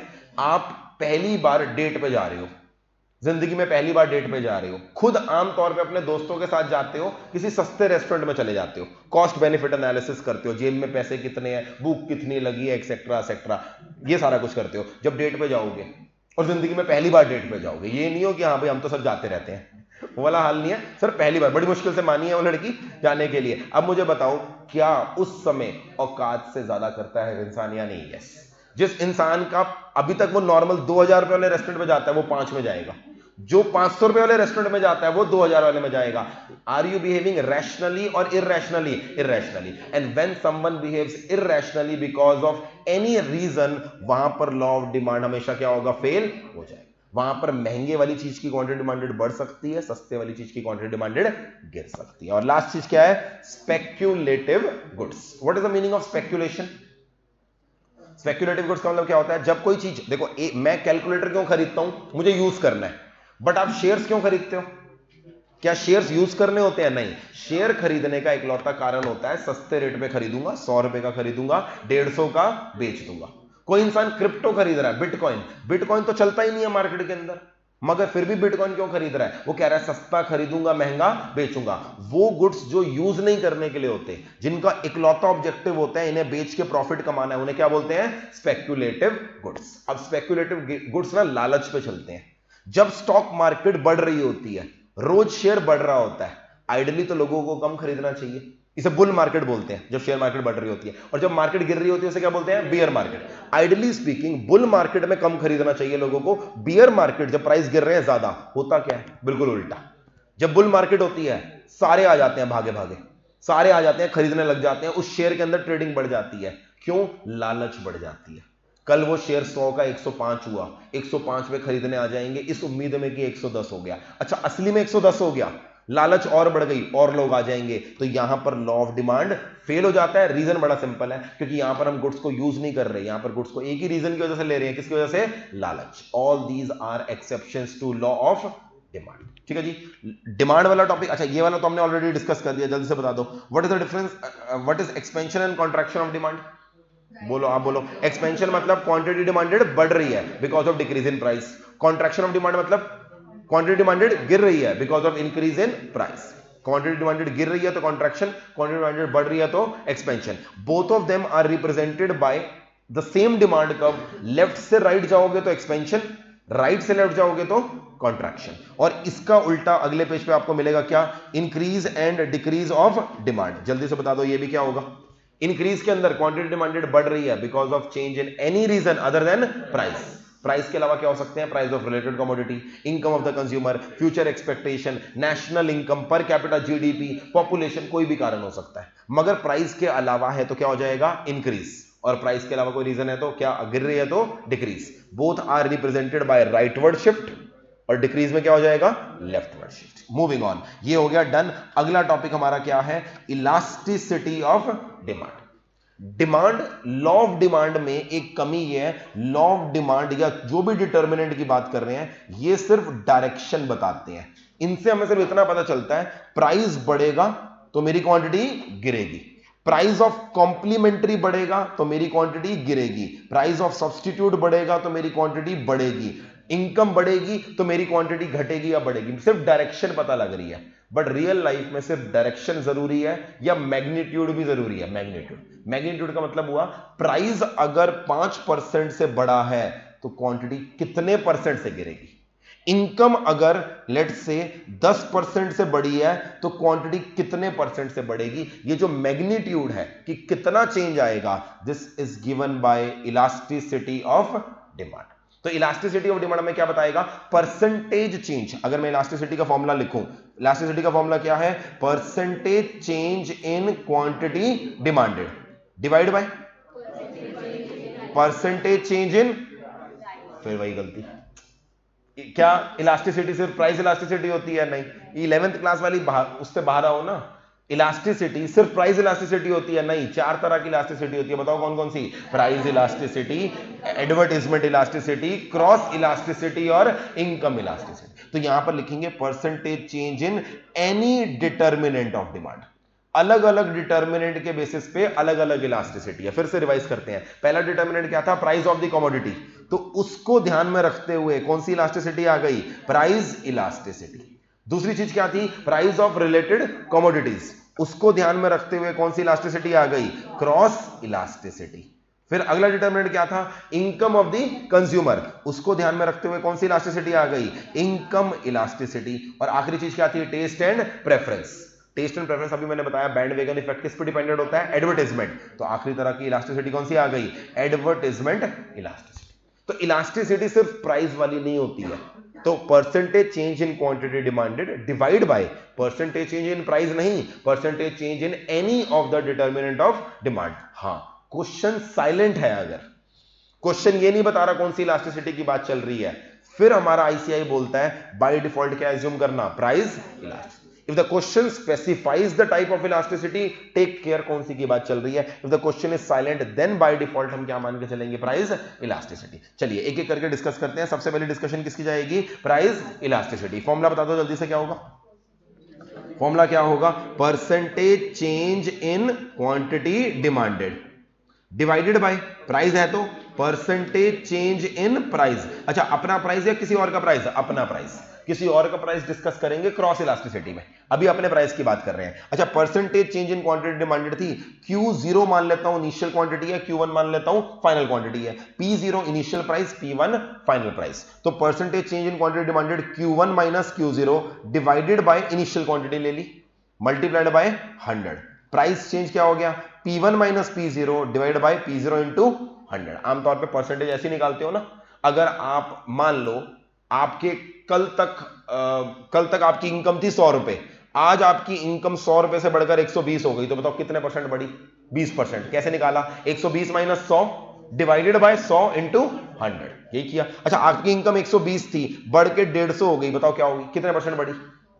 कैसे बढ़ी? 150 माइनस 120, 30 इनकम बढ़ी, डिवाइड बाय 120 इंटू 100। इस तरह से परसेंटेज निकालते हैं। तो वही मैंने किया, Q1 minus Q0 divided bye Q0, P1 minus P0 divide bye P0। 100 से 100 कट गया, ठीक है जी। Q1 माइनस Q0 को मैंने चेंज इन Q लिख दिया, डिवाइड बाय Q0 और divide by change in P divide by P0। I think इतना तो आपने सब मैथमेटिक्स में पढ़ा होगा। डिनोमिनेटर का डिनोमिनेटर क्या बन जाता है? न्यूमरेटर। तो इसको चेंज करके लिखा change in Q divide by change in P multiplied by U पर चला गया P0 divide by Q0। This is our formula for price elasticity. एक बार बोलेंगे मेरे साथ, change in Q divide by change in P multiplied by P0 divide by Q0। P0 का मतलब क्या है? Initial price. Q0 का मतलब क्या है? Initial quantity. Change in Q का मतलब क्या है? Q1 minus Q0। और चेंज इन P का मतलब क्या है? P1 minus P0। अच्छा, ध्यान दीजिएगा, इस इलास्टिसिटी का जो आंसर आएगा वो हमेशा नेगेटिव आएगा। बताओ क्यों? क्योंकि लॉ ऑफ डिमांड के हिसाब से रिलेशनशिप क्या है? इनवर्स। इसलिए जब इलास्टिसिटी का आंसर आएगा mathematically -2, -1.5, -2.5, minus sign represents inverse relationship. अच्छा, किसी क्वेश्चन के अंदर अगर आंसर ही पॉजिटिव आ गया, इसका मतलब क्या हुआ? इसका मतलब हुआ लॉ ऑफ डिमांड फेल हो रहा है। जब तक लॉ ऑफ डिमांड फेल नहीं होगा, इलास्टिसिटी का आंसर नेगेटिव आएगा। अगर इलास्टिसिटी ऑफ डिमांड का आंसर पॉजिटिव आ रहा है, इसका मतलब लॉ ऑफ डिमांड फेल कर रहा है। अब यहां पे प्रॉब्लम ये है, दो प्रोडक्ट हैं, product number A, product number B. इसकी इलास्टिसिटी -2.5 है, इसकी इलास्टिसिटी -3.5 है। यानी ज्यादा चेंज किस में आ रहा है? ए में आ रहा है या बी में आ रहा है? बी में। इलास्टिसिटी क्या दिखाती है? Percentage change in quantity demanded divide by percentage change in price. ज्यादा चेंज किस में आ रहा है? बी में। बट मैथमेटिकली बताओ, -2.5 बड़ा होता है या -3.5 बड़ा होता है? -2.5। तो प्रॉब्लम ये है कि ऑल्दो दोनों में नेगेटिव साइन है, बट जब दो प्रोडक्ट की इलास्टिसिटी को कंपेयर करना है, हम उनके माइनस साइन को इग्नोर करते हैं और हम उनकी सिर्फ और सिर्फ वैल्यू को कंपेयर करते हैं। इसे बोलते हैं absolute value. I think mathematics में बचपन में ये पढ़ा होगा। 2 की एब्सोल्यूट वैल्यू 2 होती है, -2 की एब्सोल्यूट वैल्यू भी क्या होती है? 2। तो although mathematically it is negative, but while comparing the elasticity we only take the absolute value, we ignore the negative sign, क्योंकि अगर नेगेटिव साइन कंपेयर करेंगे तो -2.5 -3.5 से क्या होगा? बड़ा होगा, which will give us wrong answer। 3.5 जिसकी इलास्टिसिटी है वो ज्यादा चेंज होता है एज कंपेयर टू ए जिसकी इलास्टिसिटी क्या है? 2.5 क्या कंक्लूड किया हमने? मैथमेटिकली आंसर हमेशा क्या होता है? नेगेटिव, मगर कंपेयर करते समय हमें क्या लेना है? Absolute quantity. अच्छा, हमारे क्वेश्चन में आंसर निकला -2.5, बट ऑप्शन में -2.5 है ही नहीं, 2.5 है, तो क्या करेंगे? 2.55 से काम चला लेंगे। अगर आंसर -2.5 आ रहा है बट माइनस है ही नहीं, 2.5 है, तो समझ जाना वो आंसर में किसकी बात कर रहा है? एब्सोल्यूट वैल्यू की। अच्छा, अगर आंसर में -2.5 भी है और 2.5 भी है, फिर किसको चूज करोगे? क्लियर है वाली चीज? अच्छा, एक चीज ध्यान देना, अगर आपके आंसर में लिखा है coefficient of elasticity, coefficient of elasticity मतलब सिंपल भाषा में बोलूं, आंसर तुम्हारा जो निकल के आ रहा है उसे प्यार से क्या बोलते हैं? कोएफिशिएंट। कोएफिशिएंट ऑफ इलास्टिसिटी हमेशा एब्सोल्यूट वैल्यू होती है। तो क्वेश्चन ने अगर बोला ना find out the coefficient of elasticity, तो उसका मतलब है वो माइनस साइन क्या करवा रहा है? इग्नोर करके ही पूछ रहा है। गेटिंग द पॉइंट और नॉट? अच्छा, अब इस मेथड में मैंने आपको क्लास के समय प्रूव किया था एक प्रॉब्लम है, मैं फिर से वो प्रॉब्लम प्रूव नहीं कर रहा, सिर्फ मैं आपको इतना बता रहा हूं। प्रॉब्लम ये है, अगर मान लो मेरा प्राइस 10 है, बढ़ के कितना हो गया है? 12 रुपए हो गया। मेरी क्वांटिटी पहले 100 थी, फिर वो नई क्वांटिटी, प्राइस बढ़ा है ना, तो प्राइस बढ़ने पे क्वांटिटी गिरी होगी और 75 हो गई है। अगर आप इलास्टिसिटी निकालो इस मेथड से, कौन से मेथड से? Change in Q divide by change in P multiplied by P0 divide by Q0। फिर इन फिगर्स को उल्टा कर दूं, P0 को 12 कर दूं, P1 को 10 कर दूं, और Q0 को 75 कर दूं, और Q1 को क्या कर दूं? 100। देखा जाए सेम डेटा है, पहले मैं 10 से 12 पे जा रहा था, अब किससे जा रहा हूं? 12 से 10 पे। जब ये फॉर्मूला लगाओगे तो मैंने आपको प्रूव करके दिखाया था, आंसर सेम नहीं आएगा, आंसर क्या आएगा? अलग आएगा। आंसर अलग आने का कारण क्या? फिर से बंद हो गया ना, क्या चल रहा है इसका?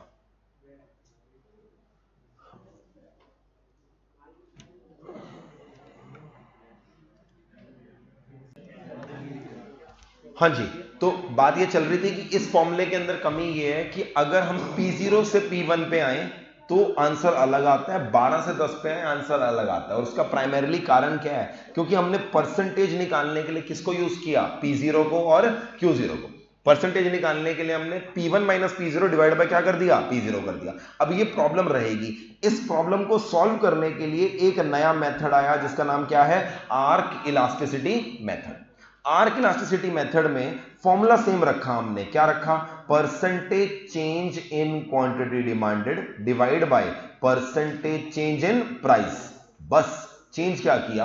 परसेंटेज निकालने के लिए मेथड बदल दिया। अभी मैंने क्या किया था? Q1 minus Q0 divide by Q0। अब मैं कह रहा हूं Q1 divide by Q0 divide by initial quantity को नहीं लेता, मैं दोनों के अर्थमेटिक मीन को ले लेता हूं, और मीन आपको पता होगा, दोनों चीजों को ऐड करके डिवाइड बाय 2। सेम वे में परसेंटेज चेंज इन प्राइस निकालते समय P1 minus P0 divide bye P0 नहीं लेता, दोनों के क्या ले लेता हूं? Arithmetic mean. अर्थमेटिक मीन कितना हुआ? P1 minus plus P0 divide bye 2 multiplied by 100। 100 से 100 कट गया, 2 से 2 कट गया। इसको ऊपर नीचे करेंगे तो ये बन जाएगा change in Q divide by change in P multiplied by P0 plus P1 Q0 plus Q1। ये नया फॉर्मूला आ गया। इस फॉर्मूले का नाम क्या होता है? Arc elasticity method. और जो पहले फॉर्मूला बताया उसका नाम रख दिया हमने क्या? प्रोपोर्शनेट मेथड या परसेंटेज मेथड। परसेंटेज या प्रोपोर्शन मेथड में फॉर्मूला क्या था? Change in Q divide by change in P multiplied by P0 divide by Q0। और आर्क में चेंज क्या कर दिया? P0 डिवाइड बाय Q0 को रिप्लेस कर दिया P0 plus P1 divide by Q0 plus Q1। दोनों मेथड में से ज्यादा बढ़िया मेथड कौन सा है? Arc elasticity. क्योंकि arc elasticity method initial price और क्वांटिटी को नहीं देख रहा, किसको देख रहा है? इनिशियल और फाइनल के एवरेज को देख रहा है। सर हमें क्वेश्चंस में क्या फॉलो करके आना है एग्जाम में? आर्क। वैसे तो क्वेश्चन मेथड बता देता है, बट अगर क्वेश्चन साइलेंट है हमेशा क्या फॉलो करो? आर्क। अगर आर्क से भी आंसर नहीं आ रहा, चारों ऑप्शंस नहीं आ रहे, फिर सेकंड प्रायोरिटी किसको देंगे? प्रोपोर्शनेट या फिर परसेंटेज मेथड। अच्छा, वैसे तो अगर चेंज बहुत कम आ रहा है किसी चीज के अंदर, ज्यादा चेंज नहीं आ रहा, प्राइस पहले 100 था, 100 से बढ़कर 101 हो गया, क्वांटिटी पहले 1000 थी, गिर के 997 हो गई है, इसमें ये मेथड लगा दो या ये लगा दो, आंसर लगभग सेम आएगा या नहीं आएगा? यस। इसका मतलब आर्क मेथड एक बढ़िया मेथड है अगर प्राइस और क्वांटिटी में सब्सटेंशियल चेंजेस आ रहे हैं। सब्सटेंशियल का मतलब क्या होता है? अच्छा खासा, अच्छा खासा। अब यहां पे कोई क्राइटेरिया नहीं दे रखा, यहां पर परसेंटेज चेंज कितना था? 1% सर। 100 से कितना हो रहा है? 101 हो रहा है। यहां पर अगर प्राइस 100 रुपए से मैं कह रहा हूं 110 हो रहा है, क्या 10% सब्सटेंशियल चेंज होता है? यस। 100 से अगर 120 हो रहा है, क्या सब्सटेंशियल चेंज होता है? यस। इस मेथड में हमारा प्रोपोर्शनेट मेथड इलॉजिकल हो जाएगा। कौन सा मेथड चलेगा? Arc elasticity method. तो आर्क वाले मेथड के अंदर ना मैंने आपको एक पॉइंट हाईलाइट कराया था। ये सारे मेथड्स दे रखे हैं हमारे पेज नंबर 2.33 पर। पहले आ गया परसेंटेज मेथड और इसके जस्ट बाद है आर्क मेथड। मैंने एक चीज हाईलाइट कराई थी आपको, क्या? When there is a large change in the price और we have to measure the elasticity over an arc of demand curve. यानी आर्क ऑफ डिमांड का मतलब डिमांड कर्व के दो अलग अलग पॉइंट्स पे और दो अलग अलग पॉइंट में बहुत अलग अलग फिगर्स होंगी। In that case which method is better? Arc elasticity is. एक हमारा क्वेश्चन मिलेगा आपको एक्सरसाइज में, जहां पर वो एक सिचुएशन देगा और कहेगा इस सिचुएशन में कौन सा मेथड बेटर है। तो ऐसे क्वेश्चन अगर आए, वो तुमसे आंसर नहीं पूछ रहा, वो तुमसे पूछ रहा है मेथड कौन सा बेटर है। तो आर्क मेथड कब सिलेक्ट करोगे? अगर उस क्वेश्चन के अंदर जो चेंजेस हैं वो क्या हो रहे हैं? सब्सटेंशियल। सब्सटेंशियल मतलब 10% से ऊपर का चेंज हो रहा है ना, आप कौन सा मेथड सजेस्ट क्या होगे? Arc elasticity method. ठीक है जी, ये दोनों मेथड कर लिए। इसके अलावा 3 मेथड और हैं हमारे, वो भी डिस्कस करते हैं। अगला मेथड कौन सा है? Total outlay method. इसी मेथड का दूसरा नाम क्या है? Total expenditure method. और इसी को टोटल रेवेन्यू मेथड भी बोलते हैं। सर ऐसे कैसे हो सकता है? एक मेथड का नाम टोटल एक्सपेंडिचर भी है, टोटल रेवेन्यू भी है। डिपेंड करता है तुम किसके पॉइंट ऑफ व्यू से समझ रहे हो। कस्टमर के पॉइंट ऑफ व्यू से इसका नाम क्या रखेंगे? Total expenditure. और मुझे बताओ जो तुम्हारे लिए खर्चा है वो सेलर के लिए क्या है? रेवेन्यू है। तो इसी मेथड का नाम जब सेलर के पॉइंट ऑफ व्यू से रखेंगे तो नाम क्या रख देंगे? Total revenue method. अच्छा, इस मेथड के अंदर हमने क्या करना है? हमने पहले समझा प्राइस मल्टीप्लाइड बाय क्वांटिटी क्या होता है। एज अ कस्टमर तुमने 10 यूनिट खरीदे और प्राइस थे 5 रुपए, तो बेसिकली 5 इंटू 10 तुम्हारी जेब से पैसे कितने गए? 50। प्राइस मल्टीप्लाइड बाय क्वांटिटी को क्या बोलते हैं? Total expenditure. इस मेथड में हम क्या कर रहे हैं? हम प्राइस और टोटल एक्सपेंडिचर की मूवमेंट को देखकर इलास्टिसिटी को गेस कर रहे हैं, इलास्टिसिटी निकालने की कोशिश कर रहे हैं। मेथड क्या कहता है? मेथड कहता है अगर प्राइस के बढ़ने पर टोटल एक्सपेंडिचर गिरता है और प्राइस के गिरने पर टोटल एक्सपेंडिचर बढ़ता है। इन अदर वर्ड्स, प्राइस और टोटल एक्सपेंडिचर में कौन सा रिलेशनशिप है? इनवर्स। प्राइस के बढ़ने पे एक्सपेंडिचर गिर रहा है, प्राइस के गिरने पे एक्सपेंडिचर बढ़ रहा है, तो उस केस में इलास्टिसिटी क्या होगी? Greater than 1। On the other hand, अगर प्राइस के बढ़ने पर टोटल एक्सपेंडिचर बढ़ रहा है, प्राइस के गिरने पर टोटल एक्सपेंडिचर गिर रहा है, यानी रिलेशनशिप क्या दोनों की? डायरेक्ट। प्राइस और एक्सपेंडिचर एक ही डायरेक्शन में जा रहे हैं, वहां पर इलास्टिसिटी क्या होगी? Less than 1। और तीसरी चीज, अगर प्राइस के बढ़ने पर या प्राइस के गिरने पर यहां पर कोई चेंज आ ही नहीं रहा, टोटल एक्सपेंडिचर उतने का उतना ही है, इसका मतलब इलास्टिसिटी कितनी है? Equal to 1। बस बड़ा ही सिंपल है। आपको करना क्या है? प्राइस और एक्सपेंडिचर के रिलेशनशिप को देखना है। अगर दोनों के बीच में इनवर्स रिलेशनशिप है तो इलास्टिसिटी ग्रेटर देन 1, दोनों के बीच में डायरेक्ट रिलेशनशिप है तो इलास्टिसिटी लेस देन 1, और चेंज ही नहीं हो रहा तो इक्वल टू 1। अच्छा, इस फॉर्मूले की डेरिवेशन मैंने उस समय क्लास में पढ़ाते समय बताई थी। अब मैं डेरिवेशन के ऊपर नहीं जा रहा, मैं फाइनल कंक्लूजन पे ही फोकस कर रहा हूं। इसको याद रखने के लिए मैंने आपको ना एक सिंपल डायग्राम टाइप भी बनवाया था, एक बार चेक कर लीजिए इस पेज पे। डायग्राम क्या बनवाया था देख लीजिए। मैंने यहां पर क्या लिखा था? यहां पर लिख दिया था टू प्राइस, और यहां पर क्वांटिटी की जगह क्या लिख दिया था? Total expenditure. अगर प्राइस और टोटल एक्सपेंडिचर में इनवर्स रिलेशनशिप है तो मैंने लिखवाया था इलास्टिसिटी क्या होगी? Greater than 1। अगर प्राइस और टोटल एक्सपेंडिचर में डायरेक्ट रिलेशनशिप है तो मैंने बोला था इलास्टिसिटी लेस देन 1। और अगर प्राइस के बढ़ने घटने में एक्सपेंडिचर सेम होता है तो मैंने लिखवाया था इलास्टिसिटी इज इक्वल टू 1। बस इतना ही याद रखना है, मेथड हमारा हो जाएगा। मगर इस मेथड से क्वेश्चन बहुत अच्छे बनते हैं। मेथड बहुत इजी है, क्वेश्चन बहुत अच्छे बनते हैं, क्योंकि क्वेश्चन में वो क्या करेगा? 3 में से 2 चीजें बता देगा। क्या बता देगा? प्राइस के बढ़ने पर एक्सपेंडिचर का ये हुआ, बताओ इलास्टिसिटी क्या होगा? इस तरह का क्वेश्चन आ जाएगा। या वो कहेगा क्वेश्चन में स्टार्टिंग ही हमारी इलास्टिसिटी ग्रेटर देन 1 है, मैंने प्राइस गिरा दिया है, बताओ एक्सपेंडिचर का क्या होगा? मेरी इलास्टिसिटी लेस देन 1 है, मैंने प्राइस बढ़ा दिया, बोलो एक्सपेंडिचर का क्या होगा? यानी कोई भी 2 चीजें बताएगा और तीसरी चीज आपको क्या करनी पड़ेगी? खुद पता करनी पड़ेगी। अच्छा, अब इसी मेथड को ना कंज्यूमर यूज कर रहा है अपनी इलास्टिसिटी निकालने के लिए, कंपनीज भी यूज करती हैं अपनी रेवेन्यू प्रिडिक्ट करने के लिए। कैसे? मुझे एक बात बताओ, जो चीज कस्टमर के लिए टोटल एक्सपेंडिचर है वही चीज कंपनी के लिए क्या है? टोटल रेवेन्यू है। अब मुझे एक बात बताओ, अगर मैं Amazon हूं, मैंने दिवाली के समय डिस्काउंट दिया और मैंने अपने प्राइस को 10% से गिरा दिया, मैंने अपने मोबाइल फोन को 10% पे डिस्काउंट दे दिया। मैं ये जानना चाहता हूं, अच्छा कोई भी कंपनी डिस्काउंट क्यों देती है? रेवेन्यू बढ़ाने के, टर्नओवर बढ़ाने के लिए तभी देती है ना डिस्काउंट। अच्छा मेरा डिस्काउंट देने के बाद टर्नओवर गिर जाए तो ये अच्छी स्ट्रेटेजी है, बेकार स्ट्रेटेजी है? बेकार स्ट्रेटेजी। तो हम ये मान के चलते हैं कि डिस्काउंट देंगे, क्वांटिटी इतनी ज्यादा बढ़ेगी कि ओवरऑल रेवेन्यू क्या होगी, बढ़ जाएगी। अब मुझे एक बात बताओ, अगर मैंने 10% का डिस्काउंट दिया है, आई एम एक्सपेक्टिंग मेरी टोटल रेवेन्यू बढ़े। ये पॉसिबल तभी है अगर इलास्टिसिटी ग्रेटर देन 1 है। समझो कैसे, प्राइस और टोटल एक्सपेंडिचर का अगर रिलेशनशिप क्या है, इनवर्स है, वो तभी होता है जब इलास्टिसिटी ग्रेटर देन 1 है। और अगर मुझे पता है मेरे प्रोडक्ट है ही इनइलास्टिक, मेरा प्रोडक्ट है ही इनइलास्टिक, क्या मुझे डिस्काउंट देना चाहिए? नहीं, क्योंकि अगर मेरा प्रोडक्ट इनइलास्टिक है तो प्राइस गिराने पर टोटल रेवेन्यू मतलब कस्टमर का टोटल एक्सपेंडिचर बढ़ेगा या घटेगा? घटेगा, क्योंकि जब elasticity greater than less than 1 होती है, प्राइस और एक्सपेंडिचर का रिलेशनशिप क्या होता है? डायरेक्ट। इसी वजह से दिवाली के समय कुछ लोग डिस्काउंट देते हैं, कुछ लोग डिस्काउंट नहीं देते। अगर बड़े से बड़े फेस्टिवल के समय भी कोई ब्रांड डिस्काउंट नहीं दे रहा, इसका मतलब वो एरोगेंट नहीं है, उसकी चौड़ नहीं है, वो इसलिए है क्योंकि उसको पता है उसकी इलास्टिसिटी लेस देन 1 है, डिस्काउंट देने से उसको कोई फायदा नहीं होगा।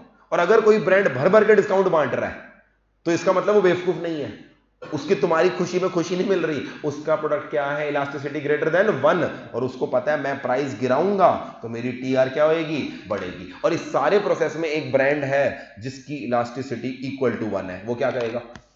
वो कहेगा प्राइस गिराऊं तो भी फर्क नहीं पड़ता, प्राइस बढ़ाऊं तो भी फर्क नहीं पड़ता, क्योंकि टोटल एक्सपेंडिचर बोले तो टोटल रेवेन्यू वो क्या रहेगा?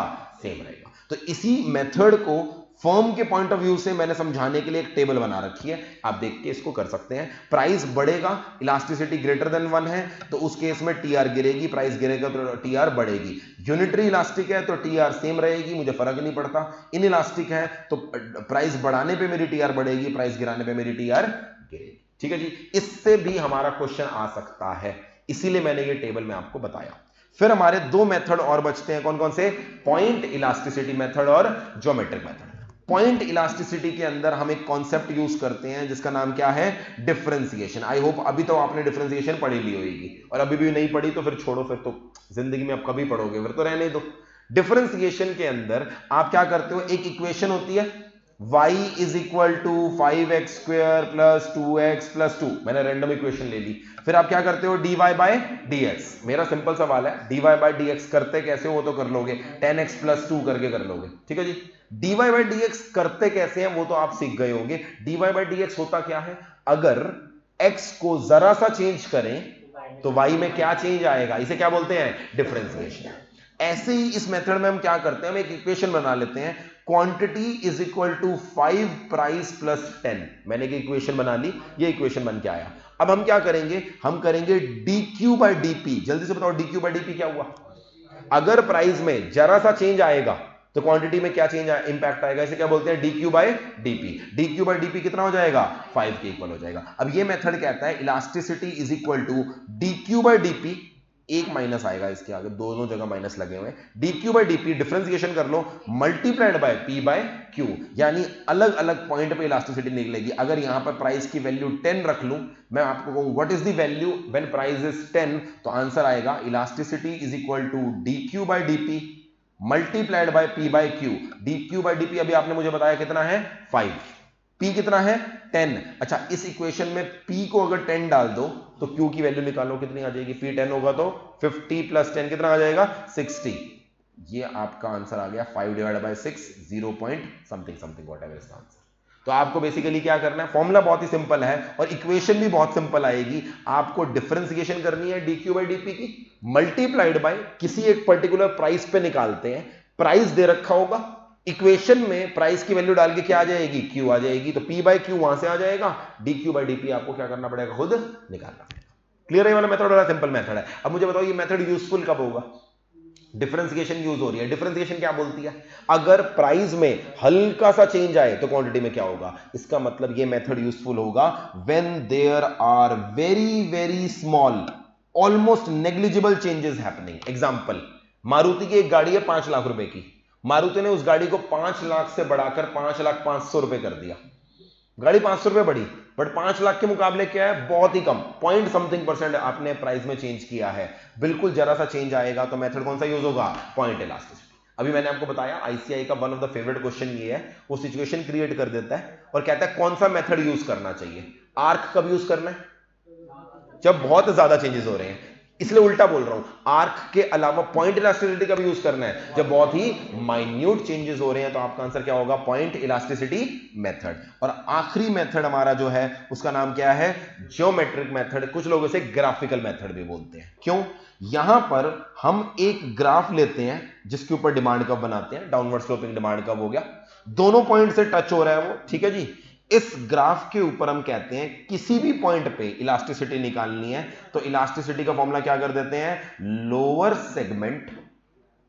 Segment divided by upper segment. मुझे एक एक करके बताओ, लोअर सेगमेंट का मतलब क्या है, जिस पॉइंट की बात चल रही है उस पॉइंट से एक्स एक्सिस तक के डिस्टेंस को क्या बोलते हैं, लोअर सेगमेंट, और उस पॉइंट से वाई एक्सिस के डिस्टेंस को क्या बोलते हैं, अपर सेगमेंट। तो आइडियली तो स्केल लेकर नाप के आंसर आएगा, बट ऑब्वियसली हमसे स्केल लेकर नाप के आंसर नहीं पूछा जाएगा। हमने कोई भी 5 रैंडम पॉइंट ले लिए थे। यहां पर सबसे पहले मैंने लिया मिड पॉइंट, इस लाइन का मिड पॉइंट, पॉइंट नंबर ए। मिड पॉइंट का मतलब क्या है, मिड पॉइंट किसी चीज का डिस्टेंस एक्स के लिए भी सेम है और वाई के लिए भी, तो मैं नाम रख देता हूं ए बी सी, ठीक है जी। यहां पर लोअर सेगमेंट क्या हो गई, ए बी, यहां से एक्स एक्सिस का डिस्टेंस, अपर सेगमेंट क्या हो गई, ए सी। और मुझे बताओ मिड पॉइंट का मतलब क्या है, क्या A B is equal to A C, yes, something numerator और डिनोमिनेटर में सेम हो, 2/2 क्या होता है, आंसर इज 1। तो आंसर क्या निकला यहां पर, मिड पॉइंट पे इलास्टिसिटी किसके इक्वल होगी, 1 के।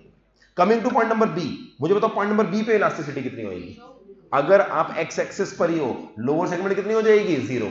लोअर सेगमेंट का मतलब क्या होता है, उस पॉइंट से एक्स एक्सिस का डिफरेंस, तो ये हो गया 0 डिवाइड बाय ये हो गया पूरा का पूरा सी बी, आंसर क्या हो जाएगा 0। तो यहां पर क्या आ गई, इलास्टिसिटी 0।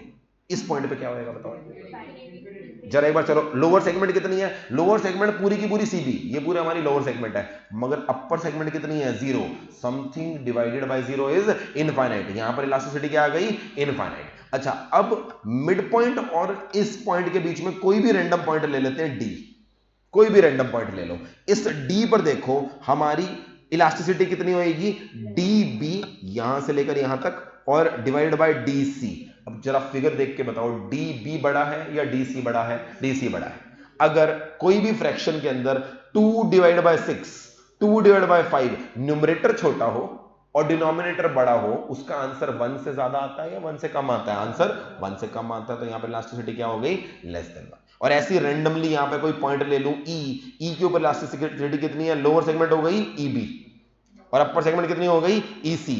ई बी देखकर लग रहा है ज्यादा है, कोई भी फ्रैक्शन हो जहां पर न्यूमरेटर ज्यादा हो डिनोमिनेटर छोटा हो, 7/4, 8/3, हमेशा आंसर क्या होता है, 1 से ज्यादा, तो इलास्टिसिटी क्या हो गई, greater than 1। This is our entire method. इस मेथड के अंदर आपको सिर्फ इतना याद रखना है, lower segment divide by upper segment, mid point पे 1 होगा, यहां 0 होगा या इन्फिनिटी होगा, इन दोनों पॉइंट के बीच में ग्रेटर देन 1 होगा, इन दोनों पॉइंट के बीच में less than. Are we clear, हमारे 5 मेथड हो गए। अच्छा, इस मेथड के साथ साथ मैंने आपको कुछ नोटिंग कराई थी, वो भी देख लो पेज नंबर 2.37 पे, नोटिंग क्या कराई थी वो भी साथ साथ हो जाएगी। मैंने आपको एक चीज बताई थी, हम आमतौर पे याद करते हैं पूरे इकोनॉमिक्स में, टीयू का स्लोप क्या होता है, एमयू, यूनिट नंबर 1 में पढ़ा था। आगे अगले चैप्टर में जाएंगे, चैप्टर 3 में, टीपी का स्लोप क्या होता है, एमपी, टीआर का स्लोप क्या होता है, एमआर, टीसी का स्लोप क्या होता है, एमसी, टीवीसी का स्लोप भी क्या होता है, एमसी। तो हम एक रट्टा मार ले, एक पैटर्न बना लेते हैं, टोटल का हमेशा स्लोप क्या हो जाएगा, मार्जिनल, यानी चैप्टर में 2 चीजें पढ़ाई जाती हैं, टोटल और मार्जिनल, एक दूसरे का स्लोप ही होगा। सेम वे में कई बार हम गलती ये बोल देते हैं, क्या इलास्टिसिटी ऑफ डिमांड कर्व का स्लोप है, the answer is no. Elasticity अलग चीज होती है, डिमांड कर्व का स्लोप अलग चीज होती है। एक बार डिमांड कर्व बना के देखते हैं, डिमांड कर्व में हम दिखा क्या रहे हैं, यहां पर दिखा रहे हैं प्राइस और यहां पर क्या दिखा रहे हैं, क्वांटिटी। किसी भी कर्व का स्लोप क्या होता है, जल्दी से बताओ, change in Y divide by change in X. So what is the slope of demand curve? Slope of demand curve is change in P divided by change in Q. I can add a minus sign to it to represent that ये relationship क्या है, inverse. But the slope is change in P divided by change in Q. And tell me the formula of elasticity. Elasticity का formula क्या है, change in Q divide by change in P multiplied bye proportionate method follow कर रहे हो तो P भी आए 0, P0 bye Q0। और आर्क मेथड फॉलो कर रहे हो तो P0 plus P1 divide by Q0 plus Q1। अब मैं कह रहा हूं क्या इलास्टिसिटी और स्लोप सेम चीजें हैं? The answer is no.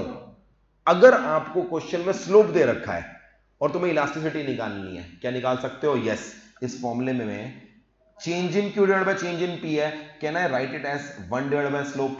Yes. समझ में आया 1 डिवाइड बाय स्लोप कैसे हुआ? क्योंकि स्लोप क्या है?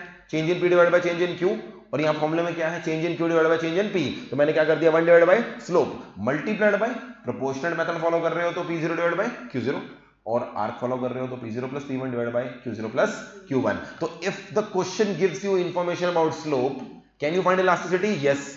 And if the question gives you information about elasticity, can you find out the slope? Yes. इस तरह के भी 2-3 न्यूमेरिकल आपको पीछे एक्सरसाइज में मिलेंगे। आपने न्यूमेरिकल कर रखे हैं तो आपने ये चीज एक्सपीरियंस की होगी। तो मैंने यहां पर आपको नोटिंग करा रखी होगी, पढ़ लेना। Slope and elasticity are two different concepts. Elasticity का फॉर्मूला क्या होता है, स्लोप का क्या होता है, और कैसे स्लोप से इलास्टिसिटी निकाल सकते हैं वो हमने यहां पर नोट डाउन कर लिया था। हमारे 5 मेथड हो गए, एक बार रिपीट कर दो कौन कौन से मेथड है।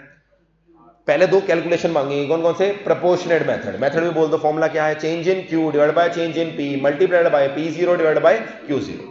फिर अगला मेथड क्या है? Arc method. Change in Q divide by change in P multiplied by P0 plus P1 divide by Q0 plus Q1। Arc method better method है कब? When there are significant changes। फिर अगला method है जो हमें बड़ा आसानी से बता देगा इलास्टिसिटी लेस देन 1 है या ग्रेटर देन 1, उसे का नाम क्या है? Total expenditure method, total outlay method, या फिर टोटल रेवेन्यू। यहां पर प्राइस और एक्सपेंडिचर के रिलेशनशिप को पढ़ना है। प्राइस और एक्सपेंडिचर का डायरेक्ट रिलेशनशिप है तो इलास्टिसिटी लेस देन 1। प्राइस और एक्सपेंडिचर का इनवर्स रिलेशनशिप है तो इलास्टिसिटी ग्रेटर देन 1, और प्राइस की वजह से एक्सपेंडिचर चेंज ही नहीं होता तो elasticity equal to 1। Fourth method है कौन सा मेथड? हमारा डिफरेंशिएशन पे बेस्ड मेथड। नाम क्या है उसका? हमारा point elasticity method. dq by dp multiplied by p by q। कब यूज करेंगे ये मेथड? जब बहुत ही कम चेंजेस हो रहे हैं। और आखिरी मेथड क्या है? Geometric method. डिमांड कब बनाओ? किसी भी पॉइंट पे elasticity is equal to lower segment divide by upper segment. Lower segment का मतलब? लोअर सेगमेंट मतलब वहां से एक्स एक्सिस के डिस्टेंस को, और अपर मतलब वहां से वाई एक्सिस। ठीक है जी, ये मेथड्स हो गए। अच्छा, इसी टॉपिक के अंदर आपको एक चीज मिलेगी, what are the different degrees of elasticity. Degree of elasticity मतलब मेनली 5 तरह के केसेस हो सकते हैं, एक बार वो भी देख लेते हैं। पेज नंबर हमारा मिलेगा आपको, पेज नंबर 2.31, 5 डिग्रीज। सबसे पहले अगर मेरी इलास्टिसिटी 0 है, इलास्टिसिटी का फॉर्मूला क्या होता है? Percentage change in quantity demanded divided by percentage change in price. और अगर इसका आंसर 0 है, इसका मतलब क्या हुआ? आपके प्राइस के चेंज होने की वजह से क्वांटिटी बिल्कुल चेंज नहीं कर रही। प्राइस चेंज होता जा रहा है, क्वांटिटी को कोई फर्क नहीं पड़ रहा। यानी ग्राफिकली बताऊं, प्राइस मेरा बढ़ रहा है, घट रहा है, मगर क्वांटिटी क्या है? सेम है। तो graphically it is represented by what? It is represented by a line parallel to Y axis, या you can say vertical line से रिप्रेजेंट करते हैं। इसके अंदर प्राइस जो मर्जी हो, क्वांटिटी डिमांडेड क्या रहेगी? सेम। और इसका नाम हमने क्या रख रखा है? Perfectly in elastic demand. अच्छा, आमतौर पे इन इलास्टिक का मतलब क्या होता है? इलास्टिसिटी लेस देन 1, मगर परफेक्टली इनइलास्टिक मतलब 0। 0 से 1 के बीच में इनइलास्टिक बोलते हैं, और एग्जैक्टली 0 को क्या बोलते हैं? Perfectly inelastic. अच्छा, एग्जांपल बताओ, ऐसा कौन से गुड्स होंगे जहां पर परफेक्टली इनइलास्टिक है? मैंने एग्जांपल लिखवा रखे हैं। कौन सा? Life saving medicine. एक इंसान है, उसको डॉक्टर ने बोल रखा है जिंदा रहना है तो ये दवाई खानी पड़ेगी, रोज एक गोली खानी पड़ेगी। अब मुझे बताओ वो गोली 10 रुपए की है या 10 लाख की है, क्या वो उसे लेगा या नहीं लेगा? यस, लेगा डेफिनेटली। तो अल्टीमेटली यहां पर प्राइस जो मर्जी हो, मुझे एक गोली खानी है तो क्वांटिटी हमेशा क्या रहेगी? 1 रहेगी। परफेक्टली इन इलास्टिक डिमांड, यानी कोई एक ऐसी चीज है जो नेसेसरी फॉर लाइफ है, उसके बिना जिंदा ही नहीं रह सकते, तो वो इस कैटेगरी में आएगी। इससे उल्टा होता है परफेक्टली इलास्टिक। अच्छा, आमतौर पे इलास्टिक का मतलब क्या होता है? इलास्टिसिटी ग्रेटर देन 1, मगर अगर इलास्टिसिटी इंफिनिटी हो जाए तो उसे क्या बोलते हैं? Perfectly elastic. इंफिनिटी का मतलब क्या हुआ? फिर से फॉर्मूला देखो, percentage change in quantity demanded divided by percentage change in price. इसका मतलब क्या है? इंफिनिटी। इसका मतलब सिंपल भाषा में ये हुआ, करंट प्राइस पे तो जितना मर्जी बेच लो, मगर प्राइस हल्का सा बढ़ा या प्राइस हल्का सा गिरा, आपकी क्वांटिटी सीधी कितनी हो जाएगी? 0। आई रिपीट, करंट प्राइस पे इंफिनिटी खरीद सकता है कोई कस्टमर मेरे से, मगर प्राइस थोड़ा सा भी बढ़ा या प्राइस थोड़ा सा भी कम हुआ, क्वांटिटी सीधा किस पे आ जाएगी? 0। अब ये केस कहां पर आता है? परफेक्ट कंपटीशन में। परफेक्ट कंपटीशन की डिटेल बातें तो चैप्टर 4 में करेंगे ही करेंगे। परफेक्ट कंपटीशन में कुछ फीचर्स याद दिलाऊं, वहां पर लार्ज नंबर ऑफ सेलर होते हैं, लार्ज नंबर ऑफ बायर होते हैं, मगर प्रोडक्ट क्या होता है, यूनिफॉर्म, जिस वजह से हमारा प्राइस पे बिल्कुल भी कंट्रोल नहीं होता। अब इस वजह से करंट प्राइस लेवल जो मार्केट डिमांड और सप्लाई से निकल के आया है, उस पे तो कस्टमर मुझसे कुछ भी खरीद सकता है, बट अगर मैंने प्राइस जरा सा भी बढ़ाया, जरा सा भी बढ़ाने की कोशिश करी, क्या मुझसे कस्टमर खरीदेगा? नहीं, क्योंकि मेरा प्रोडक्ट क्या है, यूनिफॉर्म। इसलिए इस तरह का डिमांड कर्व आपको कहां पर देखने के मिलता है, परफेक्ट कंपटीशन। और चैप्टर 4 में मैंने आपको बताया था परफेक्ट कंपटीशन क्या रियल लाइफ में एग्जिस्ट करता है या एक हाइपोथेटिकल कॉन्सेप्ट है, हाइपोथेटिकल। ठीक है जी, आगे बढ़ते हैं। नेक्स्ट चीज हमारी क्या है, यूनिटरी इलास्टिक डिमांड, यानी इलास्टिसिटी कितनी है, इक्वल टू 1।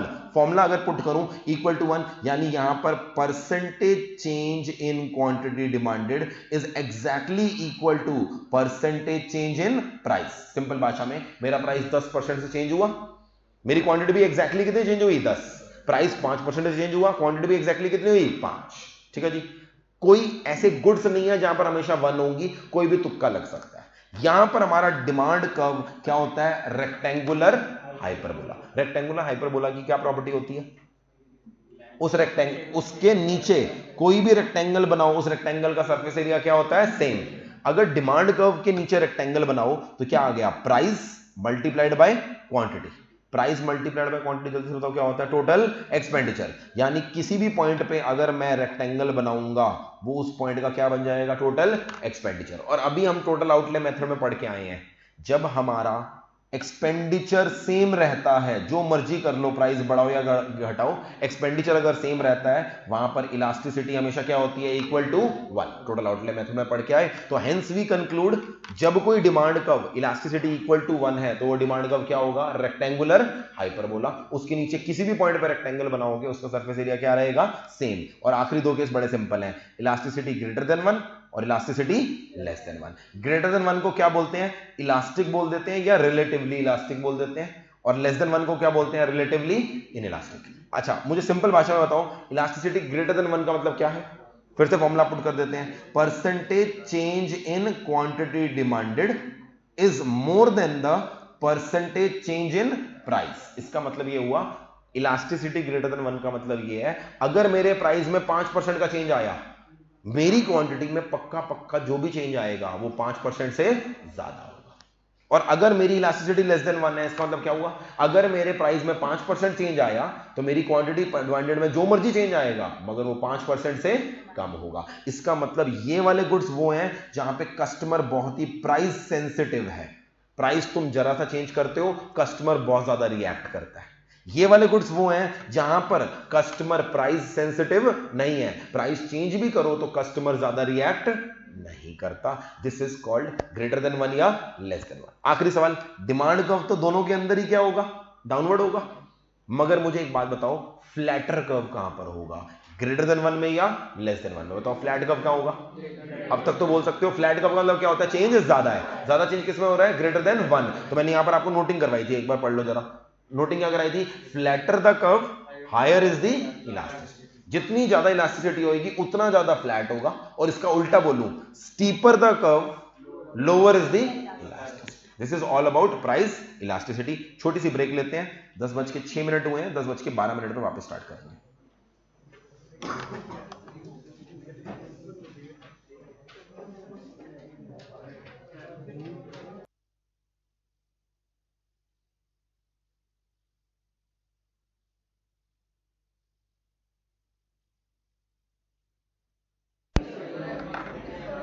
हाँ जी, चलिए नेक्स्ट टॉपिक हमारा प्राइस इलास्टिसिटी के अंदर ही है। 2 पेज आप आगे आएंगे तो आपको एक टॉपिक मिलेगा, डिटर्मिनेंट्स ऑफ प्राइस इलास्टिसिटी। अगर आप ध्यान से देखिए, पहले जो हमने पढ़ा था that was determinants of demand. अब जो हम पढ़ रहे हैं डिटर्मिनेंट्स ऑफ डिमांड नहीं पढ़ रहे, अब हम क्या पढ़ रहे हैं, डिटर्मिनेंट्स ऑफ प्राइस इलास्टिसिटी। मतलब अभी थोड़ी देर पहले हमने देखा कुछ प्रोडक्ट ऐसे होते हैं जिनकी इलास्टिसिटी ग्रेटर देन 1 होती है, यानी वहां पर कस्टमर बहुत ज्यादा प्राइस सेंसिटिव होता है। ऑन दी अदर हैंड कुछ प्रोडक्ट्स ऐसे होते हैं जहां पे प्राइस इलास्टिसिटी लेस देन 1 होती है। तो यहां पर हम ये देख रहे हैं ऐसे क्या कारण है कि कुछ गुड्स इलास्टिक होते हैं और कुछ गुड्स क्या होते हैं, इनइलास्टिक। ठीक है जी, एक एक करके कारण समझते हैं। सबसे पहले क्या है, अवेलेबिलिटी ऑफ सब्स्टिट्यूट्स। जितने ज्यादा सब्स्टिट्यूट अवेलेबल होंगे, इलास्टिसिटी उतनी ज्यादा होगी या कम होगी? ज्यादा होगी। बड़ा सिंपल रीजन है, आपने प्राइस बढ़ाया, आपके कस्टमर के पास 15 और ऑप्शन है, सारे भाग जाएंगे। आपने प्राइस बढ़ाया बट आपके पास कस्टमर के पास ऑप्शन ही 2 हैं, ज्यादा लोग नहीं भागेंगे। जितने ज्यादा सब्स्टिट्यूट अवेलेबल है उतनी ज्यादा इलास्टिसिटी। उल्टा केस बोलूं, आपके 15 कॉम्पिटिटर हैं, आपने प्राइस गिराया, जैसे ही आपने गिराया उन 15 कॉम्पिटिटर के कस्टमर आपके पास आएंगे, डिमांड में बहुत ज्यादा फर्क पड़ेगा। इसलिए याद रखना है, जितने ज्यादा सब्स्टिट्यूट उतनी ज्यादा इलास्टिसिटी। ठीक है जी, एक इसको उठाओ प्लीज, प्लीज गो। मेरी क्लास में ऐसे नहीं बैठना, this is revision class. I told you at the starting itself, behave like a revision class. ठीक है, there is no compulsion at all. मैं आपको बिल्कुल नहीं बोल रहा यहां बैठने के लिए, this is not a mandatory class. मेरी तरफ से सिलेबस हो चुका है, आप यहां पर आए हो, मेरे पे कोई वो नहीं कर रहे हो कि हाँ आके बैठूंगा फिर शक्लें बनाऊंगा, ये जोक सुनाएगा हंसाएगा, वो काम हो गया क्लास के अंदर। This is not a mandatory class. If you want to come please come, if you don't want to come don't behave like this कि आके बैठे हो ये कर रहे हो। नींद आ रही है, ये एग्री, नींद आ रही होगी यार, घर बैठ के देख लेना, बाद में बैकअप में आ जाएगी वो चीज। ऐसा थोड़ा है कि मैं बैकअप में दूंगा नहीं, आ गया ना मैराथन बाकी में, तो मत आओ ना यार, आओ सिर्फ वो जिसको पढ़ना है, जिसको नहीं आना मेरी रिक्वेस्ट है, प्यार से बोल रहा हूं इसलिए प्लीज मत आओ। मैं नहीं चाहता आप आधी नींद में आओ और बैठे रहो यहाँ पर ऐसे झूम रहे हो। इट मीन्स अगर आप आधी नींद में आ रहे हो, आपकी इंटेंशन पढ़ाई नहीं है, आपकी कोई और इंटेंशन है, आप अपने दोस्तों यारों से मिलने आए हो, किसी और से मिलने आए हो, whatever is the reason. अगर आप पढ़ने आए हो तो पढ़ने आओ, अदरवाइज घर पे आपको ये बैकअप मिल जाएगा। I am very clear about it. मैं खाली क्लास भी होना, मैं माइक के सामने रिकॉर्ड कर लूंगा, मुझे कोई दिक्कत नहीं। मैंने पूरा लॉकडाउन माइक से बातें करके करी है, कैमरे से बातें करके निकाली है। मैं आज भी ये मैराथन बड़ी कंफर्टेबली रिकॉर्ड कर सकता हूं। The reason I am taking this face to face is there are certain students who are comfortable in face to face, and for betterment of those students only I am taking this face to face. Otherwise मेरी बहुत कम जान लगेगी अगर मैं कैमरे के सामने आराम से बैठ के रिकॉर्ड करूं, आधा आधे घंटे बाद ब्रेक लेकर कंफर्टेबली एक दिन में पूरा मैराथन रिकॉर्ड करके दे दूंगा। मैं क्यों यहां पर रोज सवेरे लगा पड़ा हूं, ताकि जो बच्चे फेस टू फेस लेना चाहते हैं उनको दे सकूं। अगर आप वो बच्चे नहीं हो जो फेस टू फेस में इंटरेस्टेड है, please take this marathon online. I have no problem, even if there is one student sitting, I will only teach to that student, but I am not here कि मैं चुप कराता रहूं class की तरह, बेटा चुप हो जाओ चुप हो जाओ, मैं ये नहीं करने वाला, because this is a revision lecture, this is not a classroom lecture. ठीक है जी, चलिए बैक टू थिंग। हाँ, हम डिस्कस कर रहे थे availability of substitute. Availability of substitute, जितने ज्यादा सब्स्टिट्यूट हैं उतनी ज्यादा क्या होगी हमारी इलास्टिसिटी, और जितने कम सब्स्टिट्यूट है उतनी कम इलास्टिसिटी। अब यहां पर एक प्रोडक्ट की बात अलग होती है, ब्रांड की बात अलग होती है। पेट्रोल की बात करें, क्या पेट्रोल के ज्यादा सब्स्टिट्यूट है या कम सब्स्टिट्यूट है? कम सब्स्टिट्यूट है। क्योंकि पेट्रोल के कम सब्स्टिट्यूट हैं तो पेट्रोल की इलास्टिसिटी क्या होनी चाहिए? कम होनी चाहिए, सब्स्टिट्यूट बहुत कम है उसके। मगर मुझे बताओ, पेट्रोल में भी एक ही ब्रांड का पेट्रोल आता है या अलग अलग ब्रांड के आते हैं? अलग अलग। हिंदुस्तान पेट्रोलियम आता है, इंडियन ऑयल आता है, और आपका क्या कहते हैं रिलायंस आया है, और इसके अलावा और कौन सा रह गया मेरा? भारत पेट्रोलियम। 4-5 ये हो गए हमारे। अब मुझे बताओ, पेट्रोल की इलास्टिसिटी तो लेस देन 1 है, मगर हिंदुस्तान पेट्रोलियम की इलास्टिसिटी क्या है? ग्रेटर देन 1 है। इसका मतलब इट इज पॉसिबल, एक प्रोडक्ट के सब्स्टिट्यूट नहीं है, बट उस प्रोडक्ट में किसी ब्रांड के क्या है? सब्स्टिट्यूट है। सो अ प्रोडक्ट में भी इनइलास्टिक, बट द ब्रांड और the company selling that product में भी इलास्टिक। ये चीज यहां पर नीचे दे रखी है, पॉइंट टू बी नोटेड में। It should be noted that as a group a product may have inelastic, but when we consider its brand it may have elastic. वही पेट्रोल वाला एग्जांपल यहां पर गिवन है। पॉइंट नंबर 2 पर आते हैं, position of a commodity in a consumer budget. कोई चीज आपके कंज्यूमर बजट में हो सकती है हाई प्रोपोर्शन रखे, कोई कम रखे। मैं एग्जांपल देता हूं, वही जो मैंने क्लास में दिया था। मैंने कहा था जब मैं स्टूडेंट था, मोबाइल फोन का खर्चा मेरे लिए एक बहुत बड़ा खर्चा था। महीने का 1000 रुपए का खर्चा है, उसमें से 700 रुपए मान लो क्या है? मोबाइल फोन का खर्चा है। मेरा 70% ऑफ मंथली बजट किसमें जा रहा है? मोबाइल फोन में। क्या मोबाइल फोन को लेकर मैं इलास्टिक हूं या इनइलास्टिक हूं? इलास्टिक हूं। अगर कोई कंपनी 700 की 650 करेगी, 650 से 600 करेगी, मैं उस कंपनी की तरफ हो जाऊंगा, इसलिए मैं हर थोड़े दिन बाद नंबर पोर्ट कराता रहता था। I was elastic. आज की डेट में मोबाइल वैसे सस्ते हो गए, बट मैं एज्यूमिंग अभी भी 700 रुपए होता, अभी भी 700 होता, मान लो अब तो सस्ते हो गए ना मोबाइल फोन के रेट, 700 होता, मगर मेरा मंथली बजट अब 1000 रुपए है, लाख रुपए हो गया, लाख रुपए हो गया। अब लाख रुपए के अंदर 700 रुपए इनसिग्निफिकेंट है क्या सिग्निफिकेंट है? इनसिग्निफिकेंट। अब कोई कंपनी मुझे फोन करके कहे सर आपका ना प्लान 700 की जगह 650 कर देंगे, एम आई इलास्टिक और इन इलास्टिक, यानी जितना ज्यादा कंज्यूमर बजट के अंदर प्रोपोर्शन है उतनी ज्यादा इलास्टिसिटी है, क्योंकि उतना ज्यादा कस्टमर को फर्क पड़ रहा है। जितना कम उसके बजट में वो कंपोनेंट है उतनी कम इलास्टिसिटी है। मूविंग ऑन, पॉइंट नंबर 3 क्या है? Nature of the need that a commodity satisfies. अगर कोई चीज आपकी नेसेसिटी है, जल्दी से बताओ, इलास्टिक हो गए, इन इलास्टिक हो गए? इन इलास्टिक, क्योंकि खरीदनी ही पड़ेगी। अवॉइड भी कर लेंगे, कितना एक अवॉइड कर लेंगे। ऑन दी अदर हैंड कोई चीज कंफर्ट या लग्जरी है, वो इलास्टिक होगी या elastic? Elastic. Can you live without comforts and luxuries? Yes. Example लिया था मैंने कोविड के समय, सबकी इनकम पे असर पड़ा था कोविड के समय। जॉब कर रहे हो या बिजनेस कर रहे हो, हमने नेसेसरीज नहीं छोड़ी थी, छोड़ी भी थी तो जरा सी छोड़ी थी, मगर क्या हमने कंफर्ट्स एंड लग्जरीज उस समय गिव अप कर दिए थे? यस। तो सबसे ज्यादा इंपैक्ट किस पे पड़ता है इलास्टिसिटी का?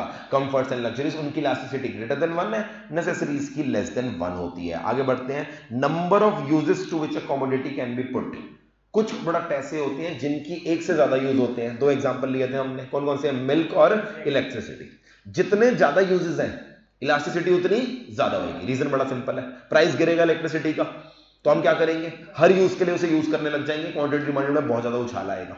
और बिजली महंगी होगी तो हम एकदम क्या करेंगे? Number of uses cut short कर लेंगे, क्वांटिटी एकदम गिरेगी, बहुत ज्यादा चेंज आएगा, इलास्टिसिटी ग्रेटर देन 1।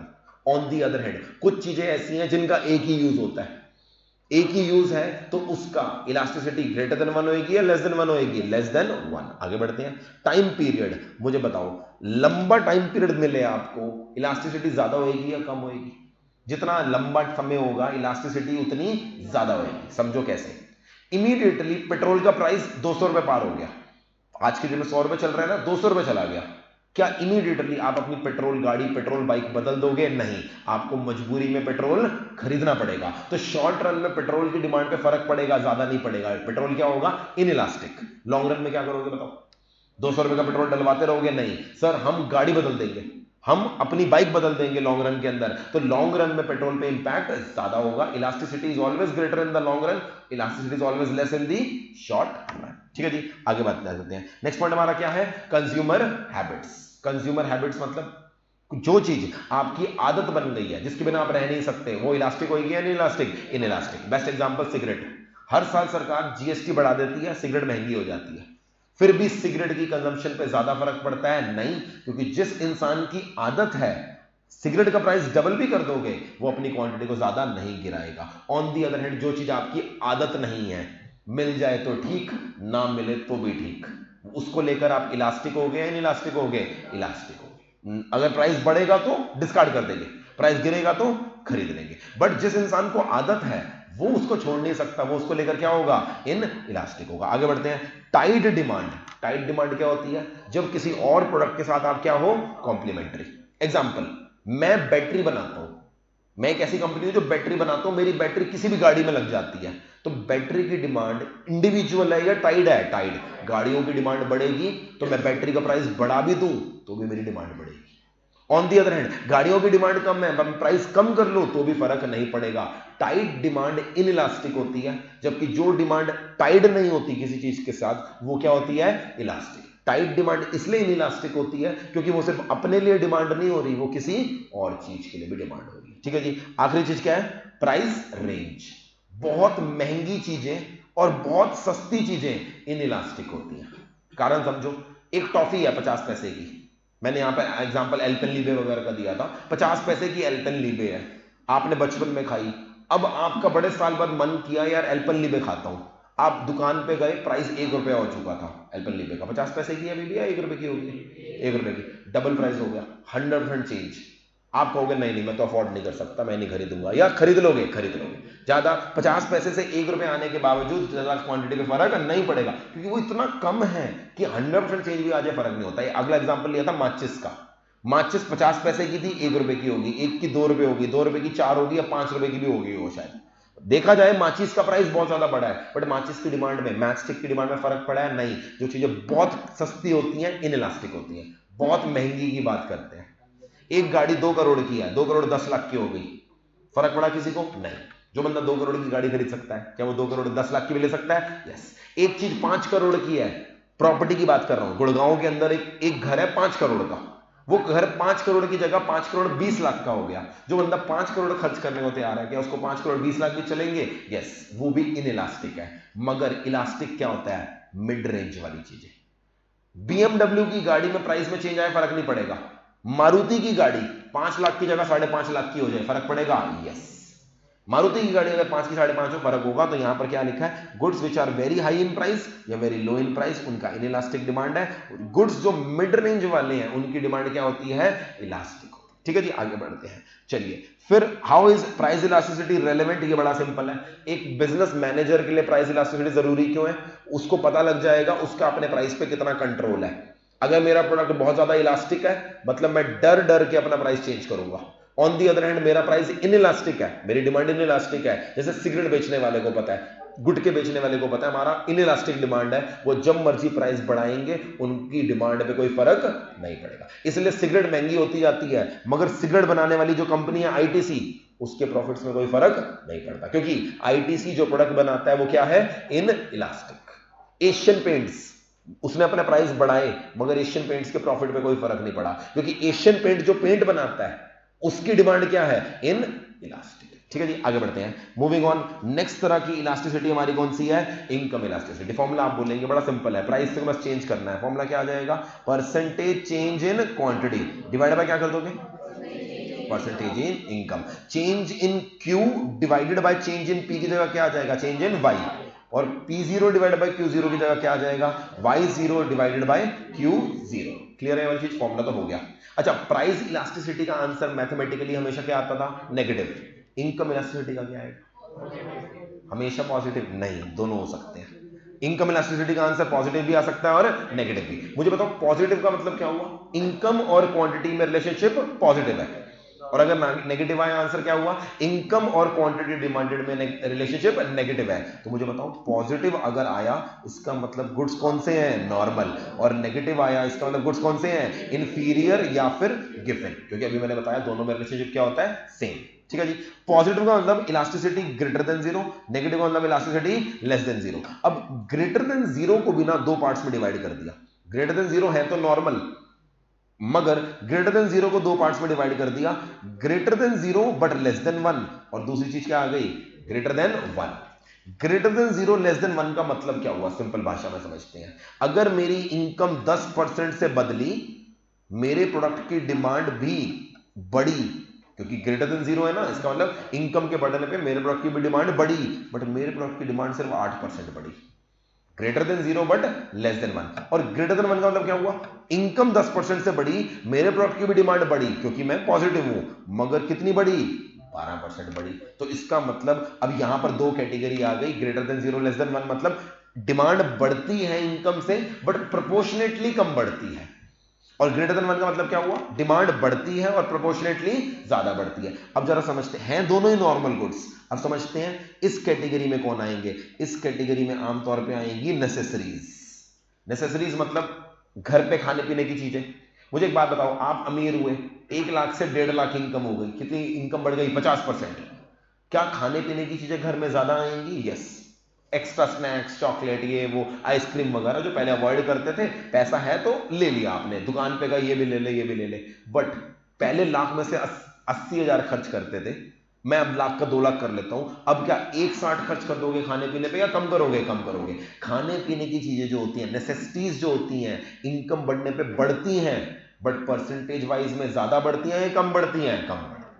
तो greater than zero less than one किस में आ जाएंगी? नेसेसरीज। Necessaries for efficiency. और ग्रेटर देन वन में क्या होगा?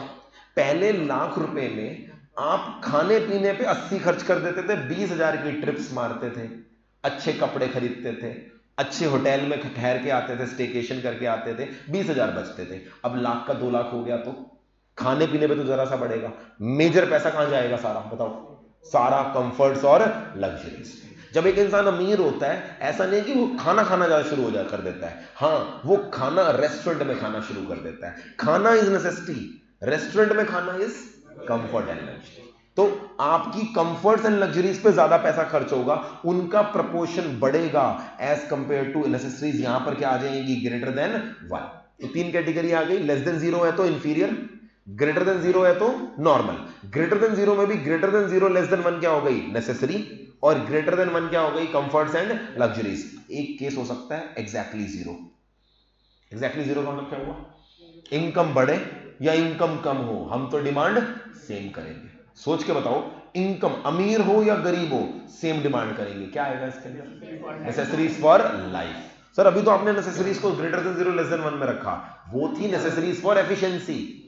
नेसेसरीज फॉर एफिशिएंसी, घर में अच्छा कुकिंग ऑयल यूज करो, घर में देसी घी यूज करो, टूथपेस्ट अच्छी क्वालिटी की यूज करो, नेसेसरी फॉर एफिशिएंसी। बट मैं कह रहा हूं जिंदा रहने के लिए पानी जरूरी है या नहीं है, यस। इनकम ज्यादा हो या कम हो, पानी तो सबको चाहिए या नहीं चाहिए, यस। सेम क्वांटिटी में चाहिए, वो क्या आ जाएगा, इक्वल टू 0। तो सारी अलग अलग कैटेगरीज मैंने यहां पर दे रखी हैं, ये अलग अलग कैटेगरीज बता रखी है। ठीक है जी, एक एक करके सबको समझा रखा है कौन कौन सी हैं। Zero income elasticity, necessaries for life. Negative में कौन आ जाएंगी, इंफीरियर, गिवन भी इसी के अंदर आ जाएंगी। यूनिटरी ये तुक्का है, इक्वल टू 1 मतलब इनकम 10% बढ़ी, क्वांटिटी भी 10%, कोई ऐसी कैटेगरी नहीं है इसके अंदर। Greater than 0 but less than 1, इसमें आ जाएंगी नेसेसरीज फॉर एफिशिएंसी, और ग्रेटर देन 1 में क्या आ जाएंगी, कंफर्ट्स और luxuries. Moving on, income elasticity done. अच्छा, एक चीज और दे रखी है, impact of time on income elasticity. ये भी आप बता सकते हो, जितना ज्यादा समय होगा उतनी ज्यादा इनकम इलास्टिसिटी होगी, उतनी कम उतनी ज्यादा। क्यों, जब एक इंसान ऑल ऑफ ए सडन अमीर हो जाता है, क्या एकदम उसका लाइफस्टाइल बदल जाता है या टाइम लगता है, टाइम लगता है। आज एक बंदे की लॉटरी लग जाए 5 करोड़ की, एकदम आएगा और वो बिल्कुल एकदम रेस्टोरेंट में 5 स्टार में जाना शुरू कर देगा, या उसके लाइफस्टाइल में चेंज में टाइम लगेगा, टाइम लगेगा।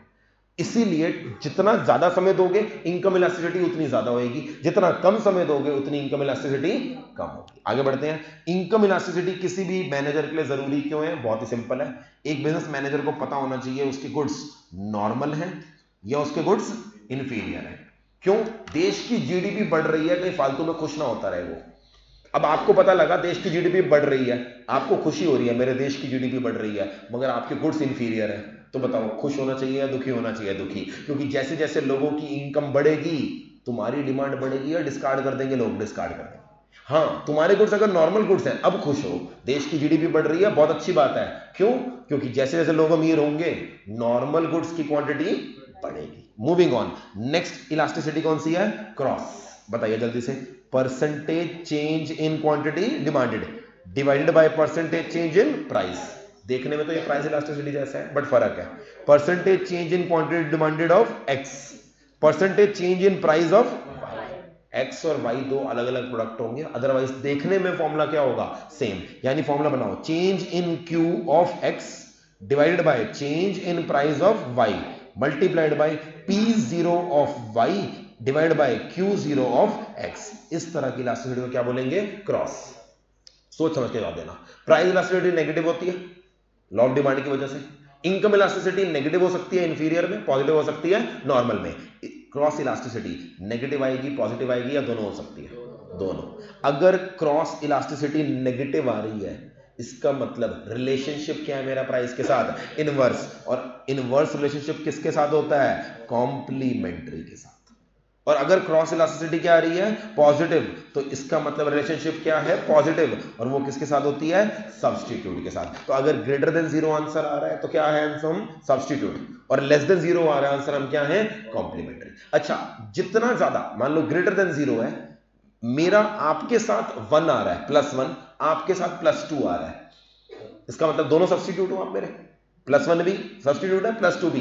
ज्यादा अच्छा सब्स्टिट्यूट कौन सा है, +1 वाला या +2 वाला, +2 वाला। यानी जितनी ज्यादा क्रॉस इलास्टिसिटी उतने क्लोज सब्स्टिट्यूट तुम मेरे, जितने दूर के सब्स्टिट्यूट हो तुम मेरे उतनी कम क्रॉस इलास्टिसिटी। आई रिपीट, जितनी ज्यादा क्रॉस इलास्टिसिटी है, +1 +2 +3, मेरा सबसे ज्यादा क्लोज सब्स्टिट्यूट, क्लोज कॉम्पिटिटर कौन सा है, +3 वाला। और मुझे बताओ अगर कोई मेरा परफेक्ट सब्स्टिट्यूट है, परफेक्ट का मतलब क्या होता है, बिल्कुल रिप्लेस कर सकता है, वहां पर क्रॉस इलास्टिसिटी क्या होगी, इन्फिनिटी। इन्फिनिटी है तो परफेक्ट, 0 है तो इसका मतलब हमें फर्क नहीं पड़ता, पॉजिटिव है तो सब्स्टिट्यूट, जितना ज्यादा आंसर आएगा उतने क्लोज सब्स्टिट्यूट, और अगर परफेक्ट हो तो क्या आ जाएगा, इन्फिनिटी। सिमिलरली कॉम्प्लीमेंट्री में -1 -2 -3, तुम तीनों मेरे कॉम्प्लीमेंट्री हो, सबसे क्लोज कॉम्प्लीमेंट्री कौन सा है, -3 वाला। माइनस के अंदर जितनी ज्यादा वैल्यू आएगी उतने क्लोज कॉम्प्लीमेंट्री, उतना ज्यादा जरूरी है तुम्हारा और मेरा एक साथ आना। और अगर हम एक दूसरे के परफेक्ट कॉम्प्लीमेंट्री, आएंगे तो साथ साथ, नहीं तो किसी काम के लिए, तो क्या हो जाएगा नेगेटिव में इन्फिनिटी। वैसे there is nothing called negative infinity, तो there also I will say infinity. ठीक है जी, नेगेटिव में चले जाओ कॉम्प्लीमेंट्री, पॉजिटिव में चले जाओ सब्स्टिट्यूट। अच्छा, क्रॉस इलास्टिसिटी अगर जीरो आ गई, इसका मतलब क्या है बताओ? अगर पॉजिटिव जाए तो सब्स्टिट्यूट, नेगेटिव जाए तो कॉम्प्लीमेंट्री, जीरो आए तो हम और हम एक दूसरे से अनरिलेटेड है, मुझे तुम्हारे प्राइस से फर्क ही नहीं पड़ता। तो यहाँ पर सारी कैटेगरीज दे रखी हैं, एक बार आप रीड कर लीजिएगा। हमारा सब्स्टिट्यूट में क्या होता है, इंडिपेंडेंट गुड्स में क्या होता है, और कॉम्प्लीमेंट्री। इंडिपेंडेंट क्या हो गया, इक्वल टू जीरो।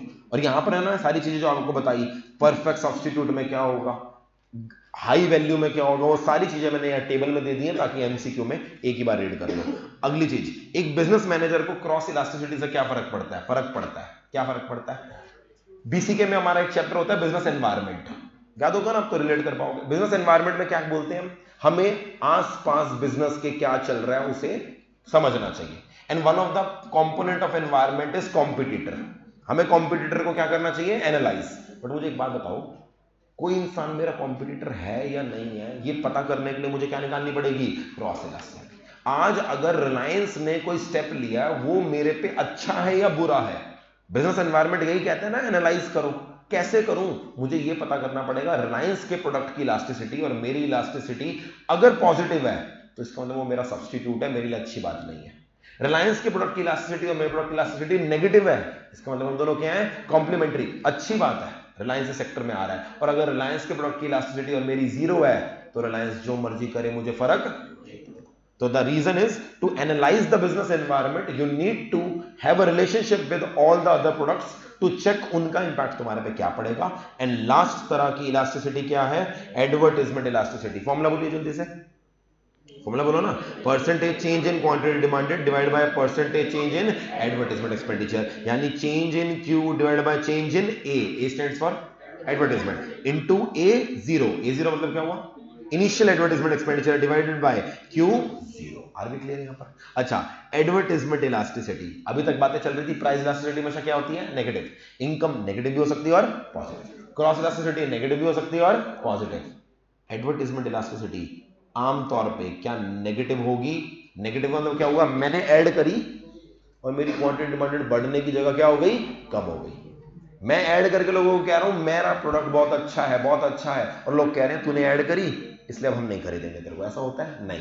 आमतौर पे एडवर्टाइजमेंट इलास्टिसिटी नेगेटिव नहीं होती। अगर वो नेगेटिव गई है उसका और कारण हो सकता है, तुमने ऐड गंदी बना दी, तुमने ऐड में कुछ ऐसा डाल दिया लोगों के सेंटीमेंट हर्ट हो गए, एक्सेट्रा एक्सेट्रा, वो अलग रीजन है।